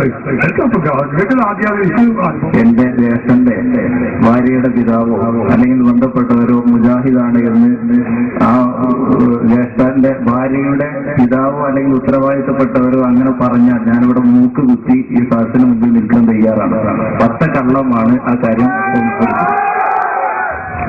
നൂരിശാദരീകത്തിനെതിരെ സുവനീരിൽ വന്ന ഏതാനും ചില കാര്യങ്ങൾ പറയണമെന്ന് അറിയും. കാരണം നാട്ടിൽ ഈ ഫിത്ന ഉണ്ടാകുന്നതുകൊണ്ടാണ്. ഞാനൊരു സുന്നി പ്രവർത്തകൻ കൂടിയാണ്. ഞാനത് വിശദീകരിക്കേണ്ടതില്ല. നൂരിശാ തരീഖത്ത് എന്ന് പറയുന്ന തരീഖത്ത് ഇസ്ലാമിന്റെ ശരിയായ യഥാർത്ഥ പാതയിൽ നിന്ന് അഹ്ലുസുന്നത്തി വൽ ജമാഅത്തിന്റെ ആശയത്തിൽ നിന്ന് വ്യതിചലിച്ചവരാണ്. അതിനുള്ള ഒരു കാരണം ശരീഅത്ത് എന്ന് പറയുന്നത് യഥാർത്ഥ ശരീഅത്ത് മുറബ്ബിയായ ശൈഖിനുണ്ടായിരിക്കേണ്ട യോഗ്യതകൾ ആ ശൈഖിന് മേടിച്ചിട്ടില്ല. ആ ശരീഅത്തിലെ മുരീദിനുണ്ടാവേണ്ട യോഗ്യതകൾ ഇന്നത്തെ മുരീദുമാർക്കുമില്ല. മുരീദിനുണ്ടാവേണ്ട യോഗ്യതകളാണ് ബഹുമാനപ്പെട്ട അഷാഉല്ലാഹി സിക്കന്ദരിയെ പോലുള്ള പണ്ഡിതന്മാർ രേഖപ്പെടുത്തിയത് കാണാം. വിജ്ഞാനത്തിൽ അവൻ അഗാധ പാണ്ഡിത്യമുള്ളവരായിരിക്കണം. ആര്? മുരീദെന്ന്. എത്രത്തോളം എന്ന് വെച്ചാൽ തന്റെ എതിരാളിയെ വാദപ്രതിവാദത്തിൽ പരാജയപ്പെടുത്താൻ വരെ കഴിയണം. ആർക്ക്? ഈ മുരീദിന് എന്നാ പണ്ഡിതന്മാർ പറയുന്നത്. നമ്മുടെ നാട്ടിലുള്ള മുരീദന്മാർ എന്ന് പറഞ്ഞ ഈ നൂരിച്ചാലും ഏത് കള്ളത്തരീകത്താണെങ്കിലും നൂരിച്ച് മാത്രമല്ല, അതിന് നമുക്ക് വേണം പാദ്യ ശരിക്കും ഓർക്കറിയോ. വേറെ അക്ഷരം ഉറക്കട്ടെ. മഹ്റജിന്റെ അക്ഷരം വെച്ചുകൊണ്ട് അതുപോലെ അതിന്റെ ചെത്തും മൊത്തും പരിഗണിച്ച് ഭാഷ ഓടാൻ എത്ര ആൾക്കാർ വെറുതെ ഇങ്ങനെ പറയാമല്ലാതെ മറ്റുള്ള വിഷയങ്ങളൊക്കെ പിന്നെ. അപ്പൊ അതുകൊണ്ട് തന്നെ സഹോദരങ്ങളെ, വിവരം അവർക്ക് ശരീഅത്തുമായി ബന്ധപ്പെട്ട വിവരമില്ല. കണ്ണു ചിന്തി ഈ സിറുള്ള അസ്രാറും സിറും ഇങ്ങനെ പറഞ്ഞ ആൾക്കാരെ ഡാറന്മാരെ പൊട്ടിച്ചാക്കാന്നല്ലാതെ അതിനൊരു കഥയില്ല. ഒന്ന്.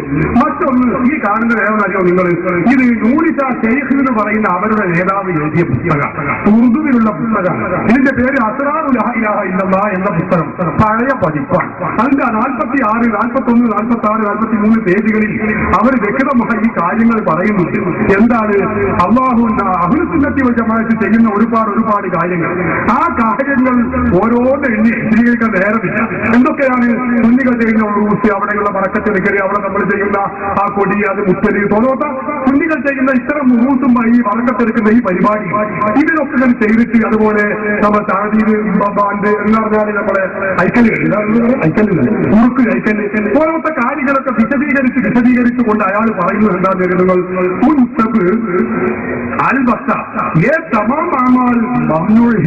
ഈ പറയുന്നതൊക്കെ വെറുക്കപ്പെട്ട കാര്യമാണ്. ഇസ്ലാം കഠിനമായി വിലക്കിയ കാര്യമാണ്. ഇത് ശിർക്കാണ് എന്ന് എനിക്ക് വിവാദത്തിലേക്ക് ഈ പ്രവർത്തനങ്ങൾക്കൊന്നും ശരീരത്തിന്റെ അനുമതി ഇല്ലേ ഇല്ല. ഇവകൾ ഇത് ശിർക്കല്ലെങ്കിലും അത് പറയുന്നതാണ്, ശിർക്കല്ലെങ്കിലും ശിർക്ക് അല്ലാതുള്ളൂ. ശിർക്കിനോട് സാമ്യമായ പ്രവർത്തനമാണിത്. ഇത് പറയുന്നത് ആരാ? സാക്ഷാൽ ശൈഖ. അപ്പൊ ശൈഖിന്റെ വിവരം നമുക്ക് അളന്നൂടെ.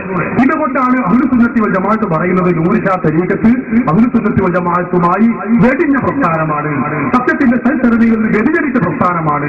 അതുകൊണ്ട് ആ പഴയ കാലത്ത് ഖുത്ബി മുഹമ്മദ് മുസ്ലിയാർ, അതുപോലുള്ള വലിയ വലിയ മഹാത്മാക്കൾ, ശംസുൽ ഉലമ, കണ്ണിയത്ത് ഉസ്താദ് പോലത്തെ വലിയ പണ്ഡിതന്മാർ അവരെ കുറിച്ച് പഠിച്ചതിന് ശേഷമാണ് അവർ കള്ളത്തരീഖത്താണെന്ന് പ്രസ്താവിച്ചത്. അത് ഇന്നലെയും ഉണ്ടായതല്ല, അതിനൊക്കെ മുൻപിറങ്ങിയ പ്രസ്താവനയാണ്, തീരുമാനമാണ്. പണ്ഡിതന്മാർ പഠിച്ചുകൊണ്ടാണ് ഈ കാര്യങ്ങൾ പ്രഖ്യാപിച്ചിട്ടുള്ളത് എന്ന് ഓർമ്മപ്പെടുത്തുന്നു. സാക്ഷാൽ ശൈഖിന്റെ ഗ്രന്ഥം തന്നെയാണിത്. അതുകൊണ്ട് ഇവരുടെ ഈ ശൈഖിന്റെ പുസ്തകത്തിൽ തന്നെ അഹ്ലു സുന്നത്തി വൽ ജമാഅത്തിന് വിരുദ്ധമായ ഒരുപാട് പരാമർശങ്ങൾ വേറെയും കാണാം. സാമ്പിളിന് ഒന്ന് ഞാൻ പറഞ്ഞു എന്നേ ഉള്ളൂ. നമ്മുടെ വിഷയം അതല്ലാത്തത് കൊണ്ടാണ് ഞാൻ അതിലേക്ക്